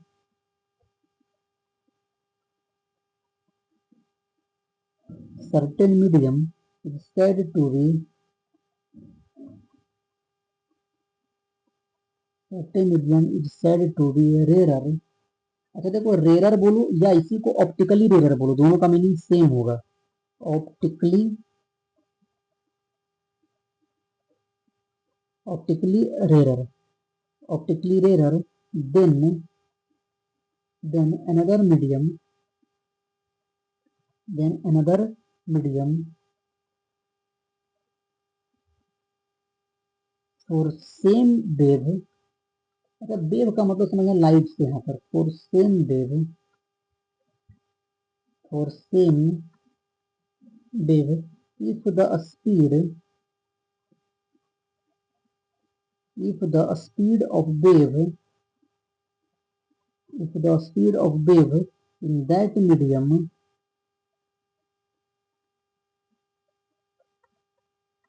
in that medium is greater,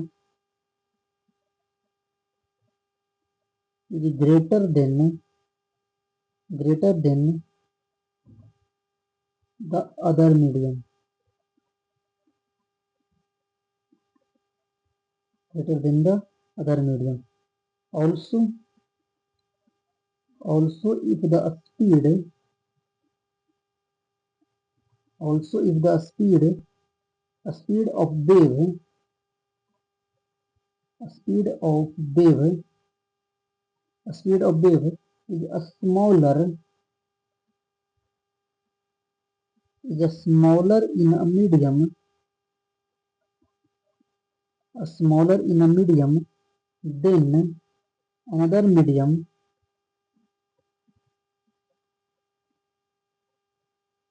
then another medium, the medium, then the medium, then the medium is said to be, is said to be denser,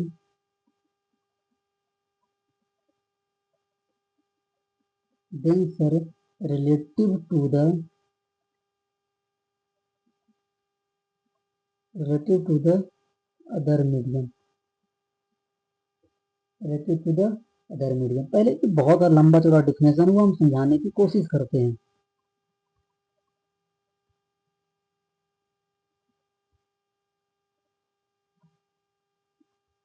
एक बात बता देना, इतना तो बात पता है कि रिफ्लेक्टिव इंडेक्स जो होता है वो इनवर्सली प्रोपोर्शनल टू स्पीड होगा, मतलब जिसका स्पीड ज्यादा उसमें रिफ्लेक्टिव इंडेक्स कम होगा। तो जरा आज हमने मान लेते हैं 3 मीडियम हम ऑब्जर्व करते हैं। मान लो हमारे पास एक मीडियम ये है, बाउंड्री,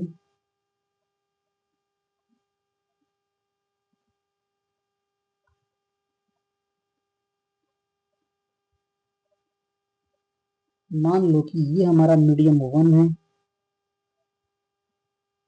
मीडियम 1 है, ये हमारा मीडियम 2 है और ये वाला हमारा मीडियम 3 है। बच्चा पार्टी मान लो कि इसमें जो स्पीड ऑफ लाइट था ना वह था 2 × 10 की पावर 8 मीटर पर सेकेंड, और जो V2 का वैल्यू हमारा आपका 2.5 × 10 की पावर 8 मीटर पर सेकेंड, और इसमें जो स्पीड हम बोल रहे हैं आपका 1.5 × 10 की पावर 8 मीटर पर सेकेंड। अब देखो हमने बोला कि कंपेरिजन है एक है, तो कंपेरिजन हमेशा दो चीजों हम कर लेते हैं। पहला जैसे अगर मान लेते हैं मीडियम 1 और 2 की अगर बात करें, मीडियम 1 एंड 2, बताओ 1 एंड 2 में बताओ स्पीड किसमें ज्यादा है हमारा, V1 की V2 का? V2, अगर V2 ज्यादा हमारा, यहाँ पर मीडियम 2 हमारा क्या होगा, rather, रेयर, किसके रिस्पेक्ट में? With respect to medium 1, medium 1। और अगर यहाँ पर अगर तुम देखते हो आपका मीडियम जो 1 होगा हमारा, यहाँ मीडियम 1, यह कहलाएगा हमारा डेंसर विथ रिस्पेक्ट टू किसके, हमारा मीडियम 2 का। जबकि बच्चा पार्टी यहाँ पर मीडियम 2 हमारा क्या हो गया, मीडियम 1 हमारा डेंसर हो गया। जबकि मीडियम 1 और 3 कंपेयर जरा कर लो तो उल्टा होगा कि नहीं होगा। यहाँ पर देखो मीडियम 1 एंड मीडियम 3,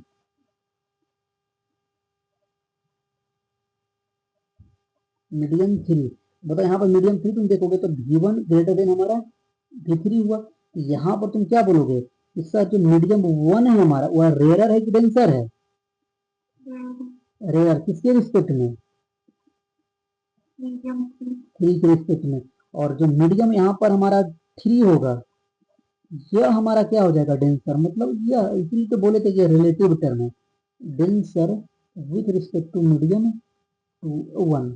ठीक है, तो अच्छा सो यहाँ से फाइनली हम एक बात बोल सकते हैं कि जिस मीडियम का रिफ्रैक्टिव इंडेक्स ज्यादा उसमें स्पीड हमारा कम। अगर स्पीड कम है तो बताओ रेयर की denser, denser.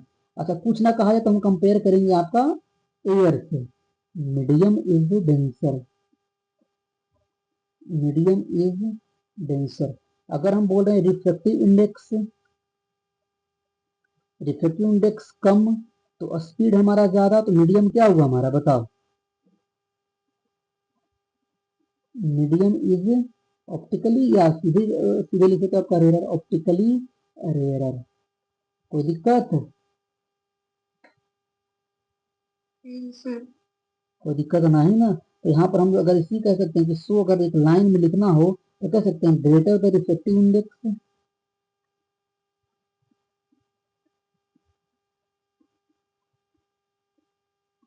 greater the refractive index, greater the refractive index, smaller the speed, smaller the speed, smaller the speed, and so medium, so denser is the medium, so denser is the medium, medium। हमें नहीं लगता कोई दिक्कत होना चाहिए। अगर नहीं है तो एक सवाल हम लेते हैं, जीमेल सारी 2024 का सवाल है। ठीक है, इतना जरा देख लो और कुछ नहीं करना है, बस तुम्हें जो पढ़ाए हैं उसी को अप्लाई करना है। एक झलक जल्दी से देखो।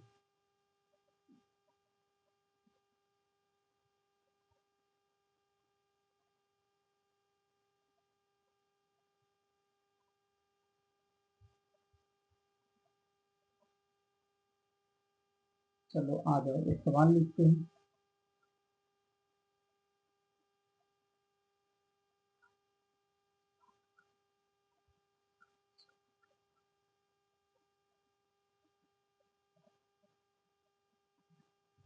एक सवाल लिखते हैं, कुछ तो लिख लेते हैं। पहला सवाल ये है कि अरे ऑफ लाइट, देखो सब बेसिक बेसिक सवाल है, जब सब कंसेप्ट मिक्स होगा तब अच्छे सवाल बनेंगे। अभी बेसिक बेसिक चीजें, क्योंकि एक सिंगल कंसेप्ट पढ़ेंगे तो उसको समझाने के छोटा सा सवाल ले लेते हैं। इसी बेस पे आपका जेईमेंस का सवाल पूछते रहता है, जेईमेंस का शायद में भी सवाल 2024 से 2023 का। Light incident on,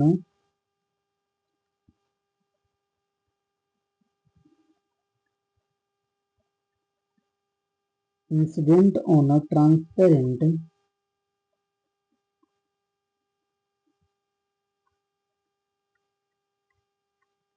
on a transparent glass, transparent glass slab of refractive index √3, if the reflected and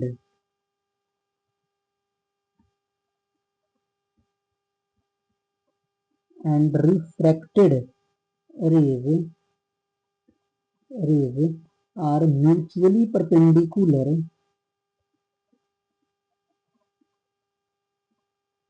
mutually perpendicular, what is the angle of incidence? What is the angle of incidence and angle, what is the angle of incidence, angle of reflection, angle of reflection and angle of refraction,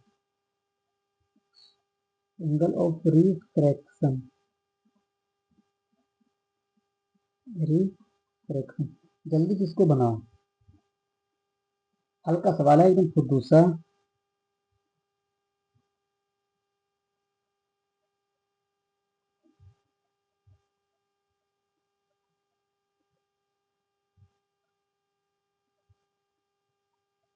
अगला class बहुत बहुत बहुत बहुत ज्यादा important है, ठीक है, friend depth वाला, उसमें भर भर के दिमाग यूज होगा।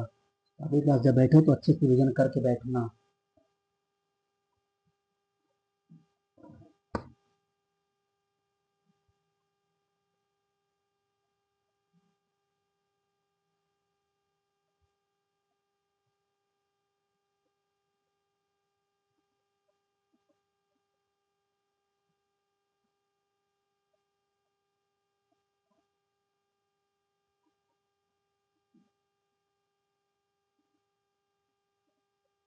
Sir, हाँ बोलो।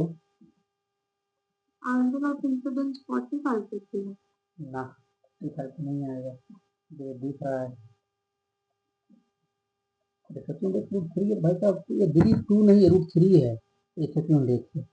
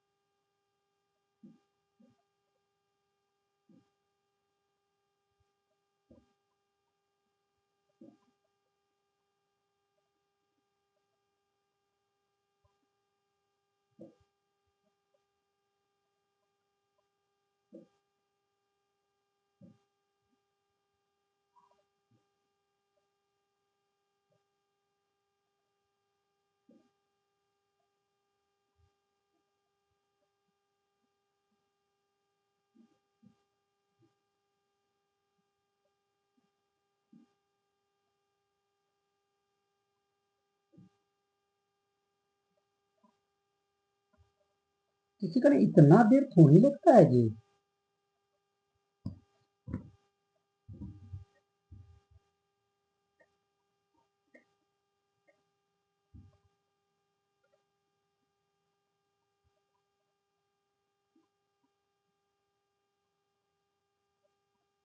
मान लो कि हमारा ये वाला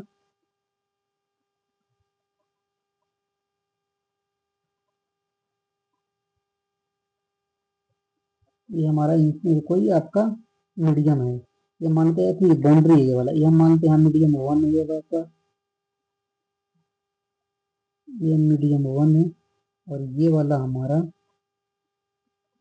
मीडियम 2 है। जो कह रहा है वो करते चलो। मान लो कि आपका एक रेज है आपका, यहाँ से रिफ्लेक्ट करेगा और रिफ्लेक्ट करेगा, हमें नहीं पता कि रिफ्लेक्ट ये आपका नीचे की नॉर्मल से दूर भागे, नॉर्मल के पास है, नॉर्मली से बना दो फिलहाल के लिए, ठीक है। बाकी लोग पढ़ेंगे अभी तुरंत, बस वही सीखने वाले हैं, नॉर्मल से दूर क्यों भागता है, पास क्यों आता है। ये वाला इससे बना हुआ इसको जरा,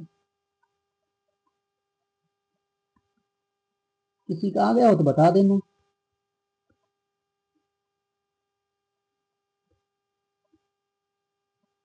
चलो देखो, ये वाला हमारा आपका हो गया इंसिडेंट रेज, ये वाला रिफ्लेक्टेड, ये हमारा रिफ्रैक्टेड। कह रहा है ये दोनों हमारा म्यूचुअली परपेंडिकुलर है, ये वाला। बताओ यहाँ पर अगर चुपके से एक नॉर्मल अगर ड्रॉ करने की कोशिश करे, किसी को बदना बताए तो ये बताओ कि ये वाला एंगल आई, ये वाला एंगल आर। अच्छा, इसको भी आप आई ही बोल दो, कोई दिक्कत है? इसको तुम आर बोल दो, कोई दिक्कत बताओ हमें, है कि नहीं? चलो ऐसा करते हैं, एंगल ऑफ रिफ्लेक्शन, रिफ्लेक्शन को आर बोलते हैं, इसको आर डैश बोल देते हैं, ठीक है? कोई दिक्कत यहाँ तक बताओ हमें, नहीं ना? देखो तुम यहाँ पर जो समझने वाली बात है वो बताओ कि हाँ बोलो। मेरा एंगल ऑफ रिफ्रैक्शन 30 डिग्री है। एंगल ऑफ रिफ्रैक्शन रिफ्रैक्शन में भी हाँ सही हो, चलो ठीक है। बताओ कि ये वाला अगर 90 डिग्री है बच्चा पार्टी, तो यहाँ से यहाँ तक हमारा आपका एक क्या बनेगा, एक लीनियर पेयर या फिर आपका स्ट्रेट एंगल बन रहा है। तो चुटके से ये तो बोल सकते कि आर प्लस आर डैश का 90 डिग्री। बताओ, लगाओ स्नेल फ्लो। और बताओ कि ये कह रहा है आपका कि light ray incident on transparent glass slab और √3, मतलब यहाँ पर आपका 1 था, ये स्लैब था, इसका रिफ्रैक्टिव इंडेक्स √3 मान लो। यहाँ पर आपका स्नेल फ्लो लगा, यहाँ पर क्या लगाओगे, μ1 sine I is equal to μ2 sine R dash. यहाँ μ1 का वैल्यू 1 के बराबर, sine I is equal to μ2 हमारा √3, और यहाँ पर साइन आर डैश के बराबर। हमें पता है कि sine I is equal to √3, और यहाँ पर आर डैश का जो वैल्यू है हमारा, क्या लिख सकते हैं, ऊपर से डिनोमिनेट करने के 90 माइनस आर। तो यहाँ हो जाएगा हमारा आपका sine I is equal to √3 sine 90 minus cos, sine 90 minus theta is equal to cos theta. और हमें पता है कि आपका आई का वैल्यू आर के बराबर, तो नीचे लेके चला जाओ, तो ये हमारा टेन आई यहाँ पर जाएगा, टेन आई के वैल्यू √3 के बराबर। यहाँ पर एंगल ऑफ इंसिडेंस हमारा 60 डिग्री हुआ। बताओ, so angle of incidence i is equal to angle of reflection is equal to 60 degree, और आर प्लस आर डैश का वैल्यू 90 है, तो आर का वैल्यू अगर हमारा 60 है, तो आर डैश हमारा कितना रहा होगा, हमारा 90 degree minus 60 is equal to 30। हमें नहीं लगता कोई तकलीफ होना चाहिए, कोई दिक्कत है? बोलो। नहीं। आज जरा एक सवाल और जरा चुटके से करके दिखा दो हमें, कि मान लो ये हमारा कोई ईयर, अति कहते हैं, कोई आपका स्फीयर है जिसका रिफ्लेक्टिव इंडेक्स हमें आज √3 के बराबर दे रखा है, √3 के बराबर दे रखा है। तो बताओ जरा, ये वाला हमारा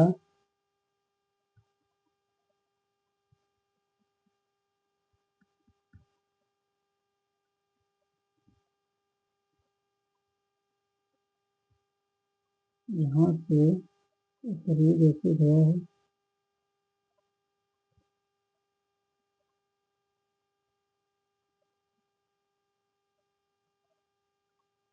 ऐसे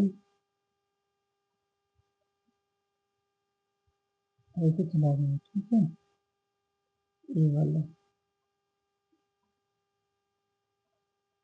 यहाँ पर दे रखा है, ये वाला एंगल हमारा आपका 60 डिग्री है, 60 डिग्री है। और का बोला है, यहाँ पर निकालना है फाइंड,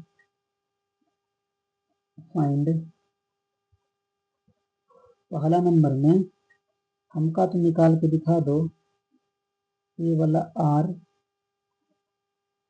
और तुम्हें पता है ना कि अगर कोई भी रेज अगर उसके सेंटर से पास करेगा तो वो नॉर्मल का काम करता है, ये बताने की जरूरत है कि आता है? बताओ, पता होना भी चाहिए, है कि नहीं? बोलो। तो बताओ कि हमें फाइंड निकालना है, आपका पहला में आर निकालना है, दूसरा में हमें ई निकालना है, ई, और तीसरा में हम ये पॉइंट को मान लो, और तीसरा में निकालना angle of deviation. Angle of deviation का मीनिंग समझा चुके हैं, एंगल ऑफ डेविएशन जरा जल्दी से निकालो, फटाक से।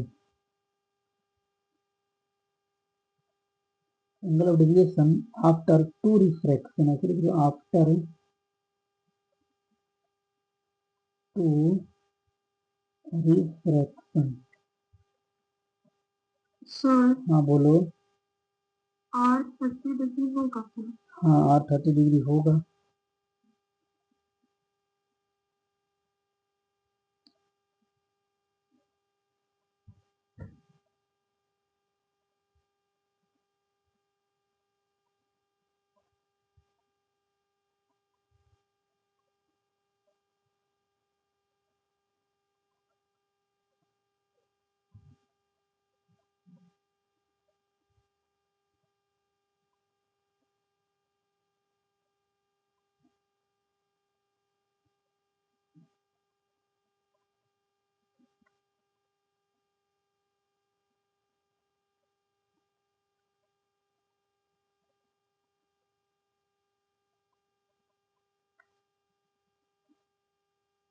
गंगाधर समझ में आ रहा है?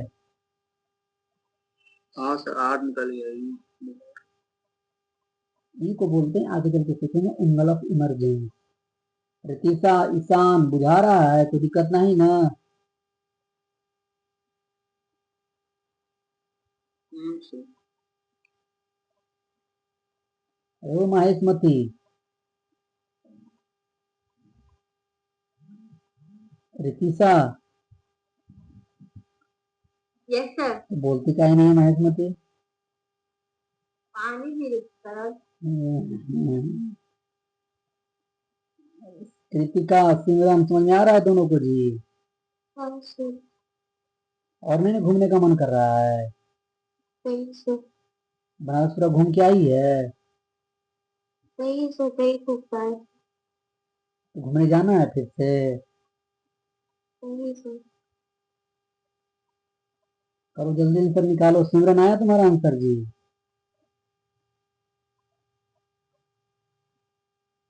Sir, E60 degree. ई 60 डिग्री होगा। देख रहे थे इसका आंसर हमारे पास है।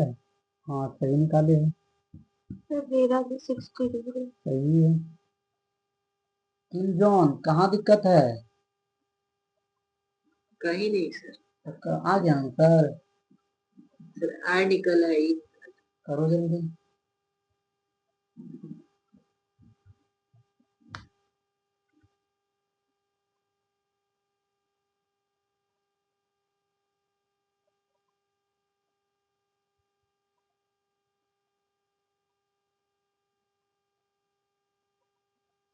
हाँ बोलो।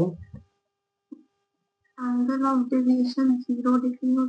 शाबाश दीदी। एक बार बताओ 0 डिग्री का मतलब समझना पहले मीनिंग कि अगर ऐसे रेज गया है तो ये मुड़ता मारता ऐसे आपका मान लो यहाँ पर ऐसे किया होगा, ऐसे किया होगा, ऐसे किया, फिर जाके इसके ये पैरेलल ही रहा होगा।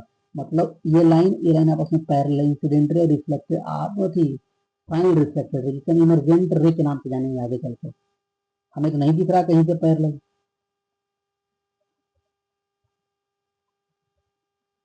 चलो हम बताते हैं, आ जाओ इधर, इधर आ जाओ।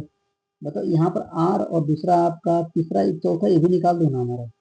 इसको कर देते हैं चौथा नंबर, ठीक है। और तीसरा हम करते हैं आपका आर डैश, एक एंगल है तो आर डैश इसको बोल देते हैं। जरा निकालना, चलो आज हम निकाल के दिखाते हैं। बच्चा पार्टी एक बात बताओगे चुपके से? पहले स्नेल से लगाओ। इधर कुछ ना कहा गया तो एयर है हमारा। वन तो यहाँ लगाओ आपका 1 sin 60 is equal to √3 sin r. कोई दिक्कत है? बताओ √3/2 कट जाएगा तो यहाँ पे साइन आर का वैल्यू कितना आ जाएगा? 1/2 आ रहा है जी। यहाँ से आर का वैल्यू कितना निकल गया? 30 डिग्री निकल गया। इसमें तो कोई दिक्कत नहीं। अच्छा एक बात पता है तुम्हें कि ये वाला रेडियस है कि आपस में क्या होगा? बराबर होगा। अगर बराबर होगा तो आर का वैल्यू किसके बराबर? आर डैश के बराबर। अरे बोल दो, मुंह खोल दो, कोई दिक्कत नहीं ना?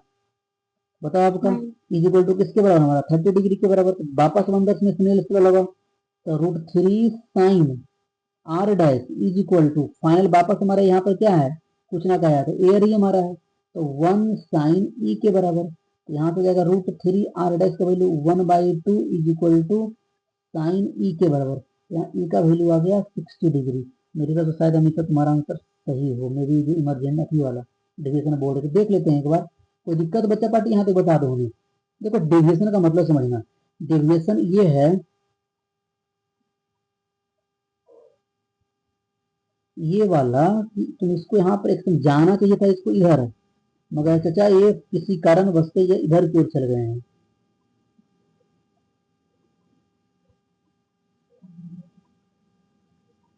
ये वाला जो डेविएशन प्रोड्यूस हुआ है, ये वाला डेल्टा यहाँ पे हुआ हमारा प्रोड्यूस। तुम चाहो तो इसको आपका थोड़ी देर की बताओ कि ये वाला यहाँ पर आपका डेविएशन, ये वाला इसको तुम चुपके से डेल्टा 1 भी बोल सकते थे।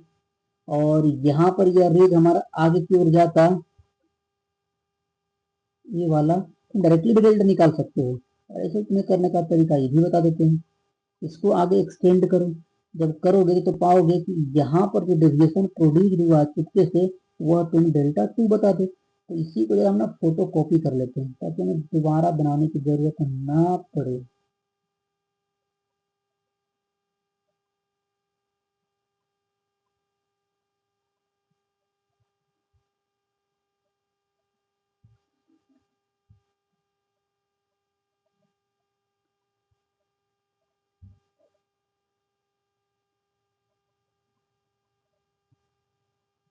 हो जा भाई, इतना देर कहाँ चल रहा है, किसको याद करने लगा है? इधर आ जाए।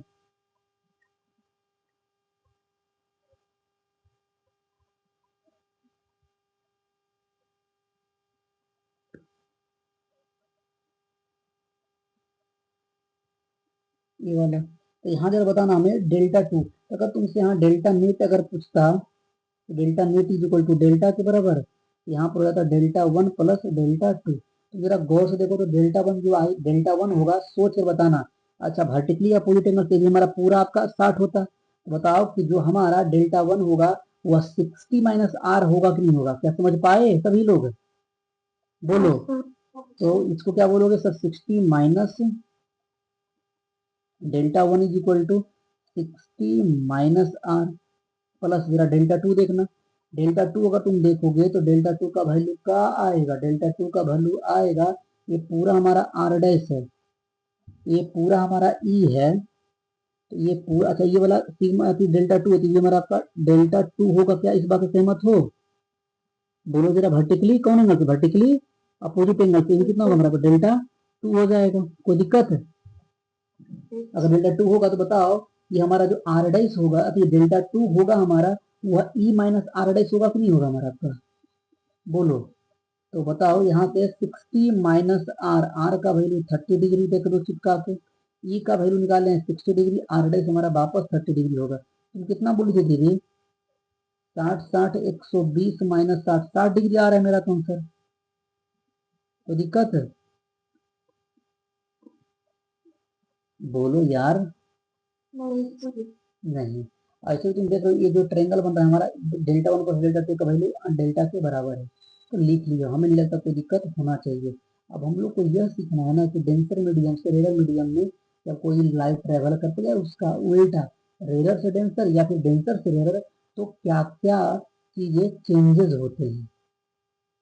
चलो ये बात हमें यहाँ तक समझ में आनी चाहिए। देखो जब ऑप्टिक्स की पहली क्लास जब हम लोग पढ़ रहे थे तो उसमें हमें चीज बताए थे कि रिफ्रैक्टिव इंडेक्स नाम का जो चीज होता है, रिफ्रैक्टिव इंडेक्स छोड़ दो, पहले रिफ्रैक्टिव इंडेक्स का नाम तो यहाँ पर लिए, वहां पर लिए थे कि अगर होमोजीनियस मीडियम है, होमोजीनियस का मतलब कि मान लेते हैं अगर ये वाला कोई इतना दूर तक का सिर्फ अगर एयर है तो एयर है, अगर वाटर होता तो सिर्फ वाटर होता, अगर इससे कोई लाइट अगर ट्रेवल करेगा तो किधर भी जाए, तिरछा चाहे इधर चले, कहाँ किधर भी मूव करे, किसी भी डायरेक्शन में, तो ये हमेशा एक स्ट्रेट लाइन में जाएगा। मगर तुम्हें चीज बताए थे, एक काम करो तुम कि इसको छोटे छोटे आपका हर मीडियम में आपका अलग अलग अलग अलग अलग अलग मीडियम फिल कर दो, इसको ये क्या करेगा, ये मुड़ता रहेगा, मुड़ने का ये स्ट्रेट लाइन पर ना जा करके ये कर्व पे मुड़ गया था। याद है कुछ इसका? तो जो हम चीजें बताएं इसका एडवांस कंसेप्ट आपका होता है जिसे हम कहते हैं आपका वेरिएबल रिफ्रैक्टिव इंडेक्स। एडवांस में बहुत बार सवाल आए हैं, सब्जेक्टिव तक का आया हुआ है, ठीक है? तो जब वो करेंगे तो करेंगे करेंगे, मगर उसके अलावा यहाँ पर हमें चीजें कुछ और सीखने हैं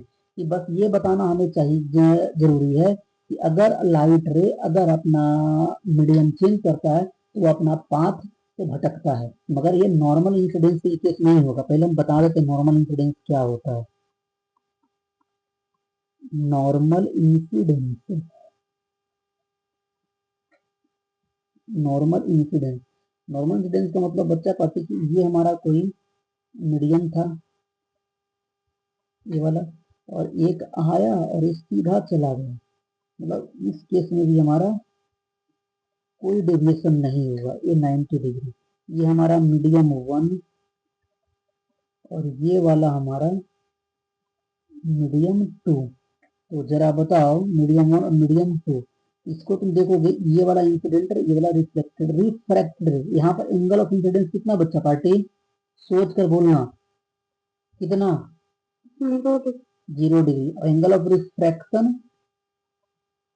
0 डिग्री, ये भी ध्यान रखना। ठीक है, अब हम लोग को हम क्या बोले, अब हम लोग को सीखना है कि अगर रेज हमारा रेयर से डेंसर जाता तब क्या होगा और डेंसर से रेयर आएगा तब क्या आएगा। तो यहाँ पर हेडिंग डालो cases of medium, cases of medium.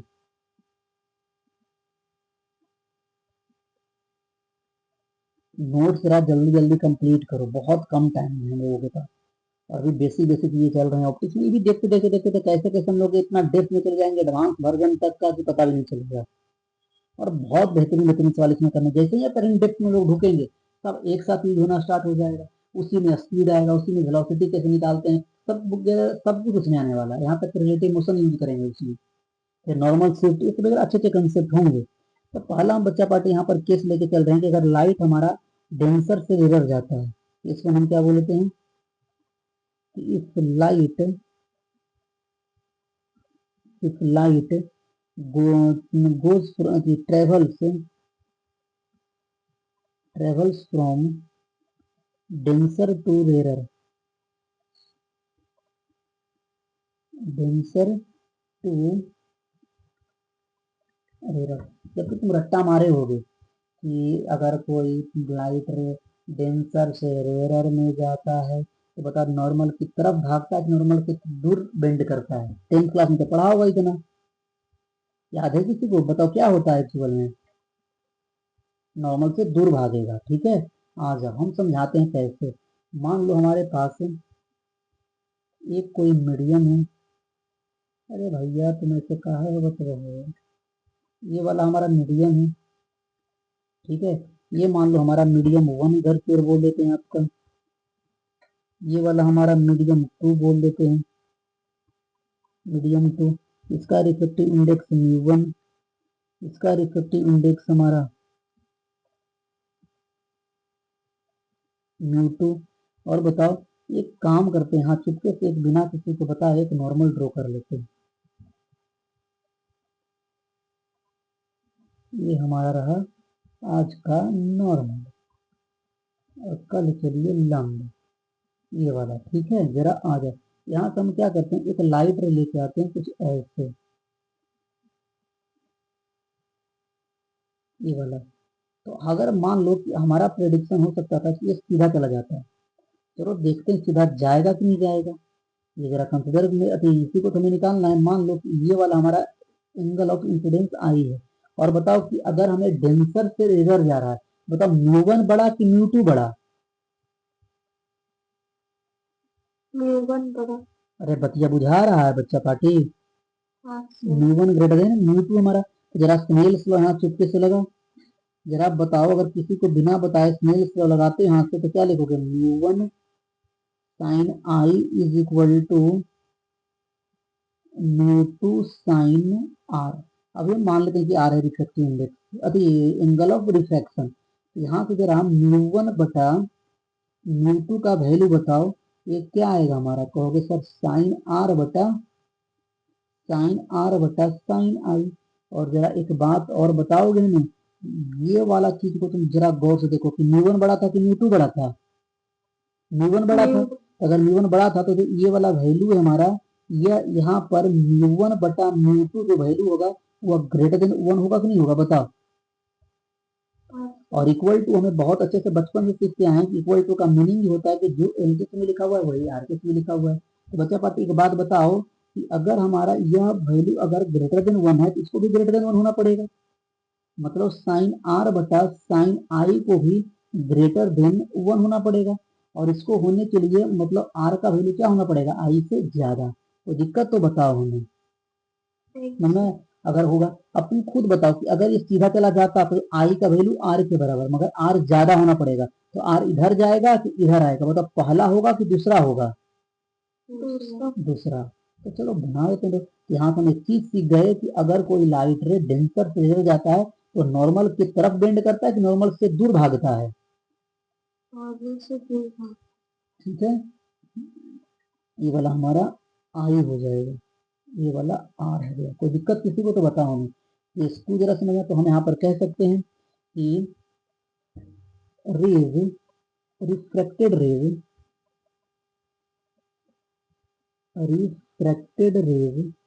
bends away from the normal, bends away from the normal। कोई दिक्कत है? अवे फ्रॉम द नॉर्मल, कोई दिक्कत नहीं बच्चा पार्टी। आज आप केस 2 में, हम केस 2 में कह रहे हैं if light rays travel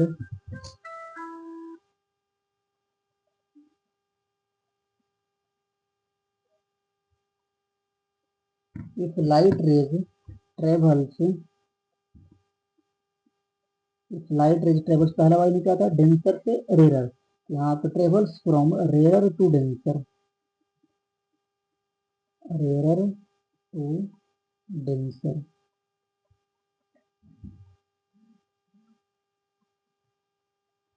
rare to denser. जरा आ जाओ देखते हैं जरा क्या कहानी है। मान लो कि एक हमारा ये बाउंड्री हम ले लेते हैं, ये दो मीडिया को सेपरेट कर रहा है। ये मान लो हमारा मीडियम 1 है, जिसका रिफ्रैक्टिव इंडेक्स चुपके से μ1 ले लेते हैं। ये हमारा रिफ्रैक्टिव इंडेक्स μ2 ले लेते हैं। और हम कह रहे हैं बच्चा पार्टी कि लाइट अगर रेयर से डेंसर जा रहा है, तो बताओ μ2 बड़ा कि μ1 बराबर? म्यूटू बड़ा। तो हम यहाँ पर एक कहानी करते हैं, वही कहानी की बात है, इसी को कॉपी कर लेते हैं। कौन इतना दिमाग लगाए।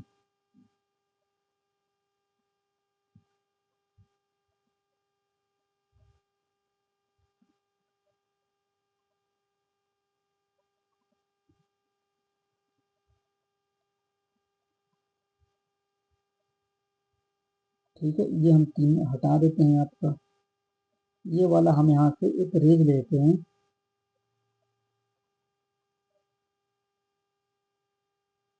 ये हमारा मानते हैं कि रेज हमारा इंसिडेंट हुआ, और ये वाला एंगल ऑफ इंसिडेंस हमारा आई था। जरा बताओ कि अगर यहाँ पर चुपके से स्नेल से लगाओगे तो कितना आएगा, μ1 sine I is equal to μ2 sine R. तो जरा बताओ यहाँ पर का μ1 और बताओ साइन आई, बताओ साइन आई μ1 बटा μ2 सबसे पहले निकालते हैं। यहाँ पर तुम क्या बोलोगे, μ1 बटा μ2 is equal to sine R upon sine I. जरा एक बात नहीं बताओगे बच्चा पार्टी, मान लेते अभी ऐसा होता कि अगर डेविएट नहीं करता तो ये सीधा सीधी चला जाता, अपनी कहानी कुछ ऐसे ही आज लिख रहा होता ये। मगर एक बात बताओ कि μ1 बड़ा कि μ2 बड़ा? म्यूटू बड़ा। बताओ ये जो वैल्यू होगा हमारा यहाँ पर, जो μ1 बटा μ2 होगा, लेस देन 1 होगा कि ग्रेटर देन 1 होगा? इसको आज क्या होना पड़ेगा, साइन आर अपॉन साइन आई को भी लेस देन होना पड़ेगा। इसका मीनिंग सीधी सी बात है कि आर से ज्यादा कौन रहा होगा हमारा, एंगल ऑफ इंसिडेंस। अब तुम एक बात बता बच्चा पार्टी, हमें ये कुछ ऐसे यहाँ बना लेते हैं। बताओ कि ये वाला अगर सीधा चला जाता तो आई का वैल्यू आर के बराबर हो जाता, मगर हमें आर कम करना है, तो इधर जाता इधर जाता, 1 होता कि 2 होता?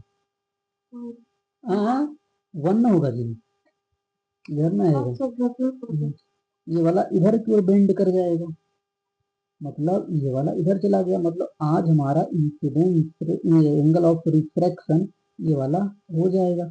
यहाँ से चीज हमें समझ में आया कि भैया जो लाइट होगा आपका, लाइट रेज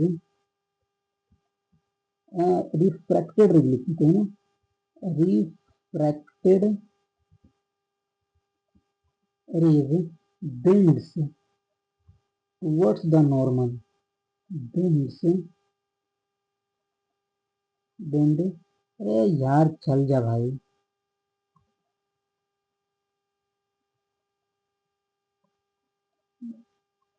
टुवर्ड्स, अरे भाई क्या हो जाता है इसे, जल्दी जल्दी, towards the normal, towards the normal. एक हमारे रिफ्रैक्शन का कुछ बेसिक कॉन्सेप्ट। ठीक है, बस यहाँ पर ये ध्यान रखना, आपका जो आई हमारा होगी तो बता ही दी नीचे कि आई ज्यादा होगा। ठीक है, यहाँ के बाद जो भी चीज हम लोग को पढ़ने वाले हैं, concept of apparent and trivial depth, अगली क्लास बहुत बहुत बहुत इंपॉर्टेंट है। जो अगला हम लोग 6 केसेस सीखने वाले हैं, 4 केसेस, अपरेंट डेप्थ क्या होता है, रियल डेप्थ क्या होता है, वो सब चीजें, इसी का कुछ और नहीं एप्लीकेशन होगा। ये सब बेसिक बेसिक चीजें हैं जो हम लोगों ने कंप्लीट किया है। ठीक है, तो अच्छे से ढंग से इसको रिविजन करके रखना, कोई दिक्कत हो तो बताना, तो और कोई दिक्कत हो तो पूछ भी सकते हो। और तुम लोग का होमवर्क कहाँ तक दे चुके हैं जिस इंग्लिश में, पहले बताओ।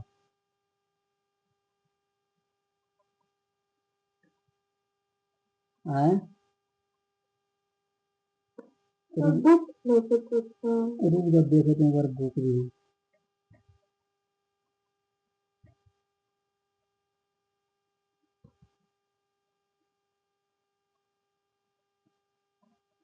इंगेज का एलएन का भी सीट नहीं अच्छे से मिल जाते हैं, एलएन का सीट नहीं दिया जिन्होंने ऑप्टिक्स का जी, अगली क्लास याद दिलाना तो, ठीक है, ये तुम बना लोगे।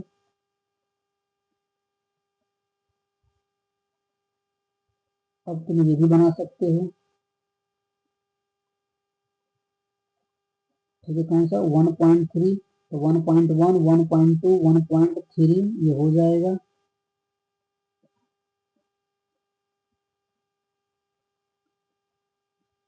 वन पॉइंट थ्री, अच्छा इसमें सब चला जाएगा, तो रियल डेप्थ रख रेफरेंस पे ले लिया, ठीक है, अच्छा ठीक ठीक। अच्छा अगला क्लास में ना हम लोग अपरेंट डेप्थ पढ़ने से पहले एक चीज आगे पढ़ रहे भाई, क्या है यार कुछ भी खुल जाते हैं। इसमें एक चीज और हम लोग सीखेंगे, laws of reflection in vector form, पहले पहले वो वाला हेडिंग डालो तो तब आगे नहीं तो फिर ये छूट जाएगा। Laws of refraction, laws of refraction in vector form, in vector form की भाई क्यू ईशान जल्दी से भेज देना रिफ्लेक्शन वाला, ठीक है, और अगली क्लास जब आओ रिफ्लेक्शन हाँ भेज देना, और वो बना के आना, अगली क्लास में वो डिस्कस भी करवा देंगे पीवाई की। और साथ में अगर कोई डाउट बोलते अगर सीरीज वगैरह का चाहे एलिन का रहे वो भी हम लोग ले लेंगे साथ में डाउट्स। चलो ठीक है, कुछ पूछना बच्चा पार्टी तो ठीक है, नहीं तो जा सकते हो, किसी कुछ पूछना है, नहीं तो ठीक है जाओ, बाय। बाय बैठ के दे दिया क्या क्या बोले, हाँ अभी भेज देते हैं पढ़िए बस तुरंत।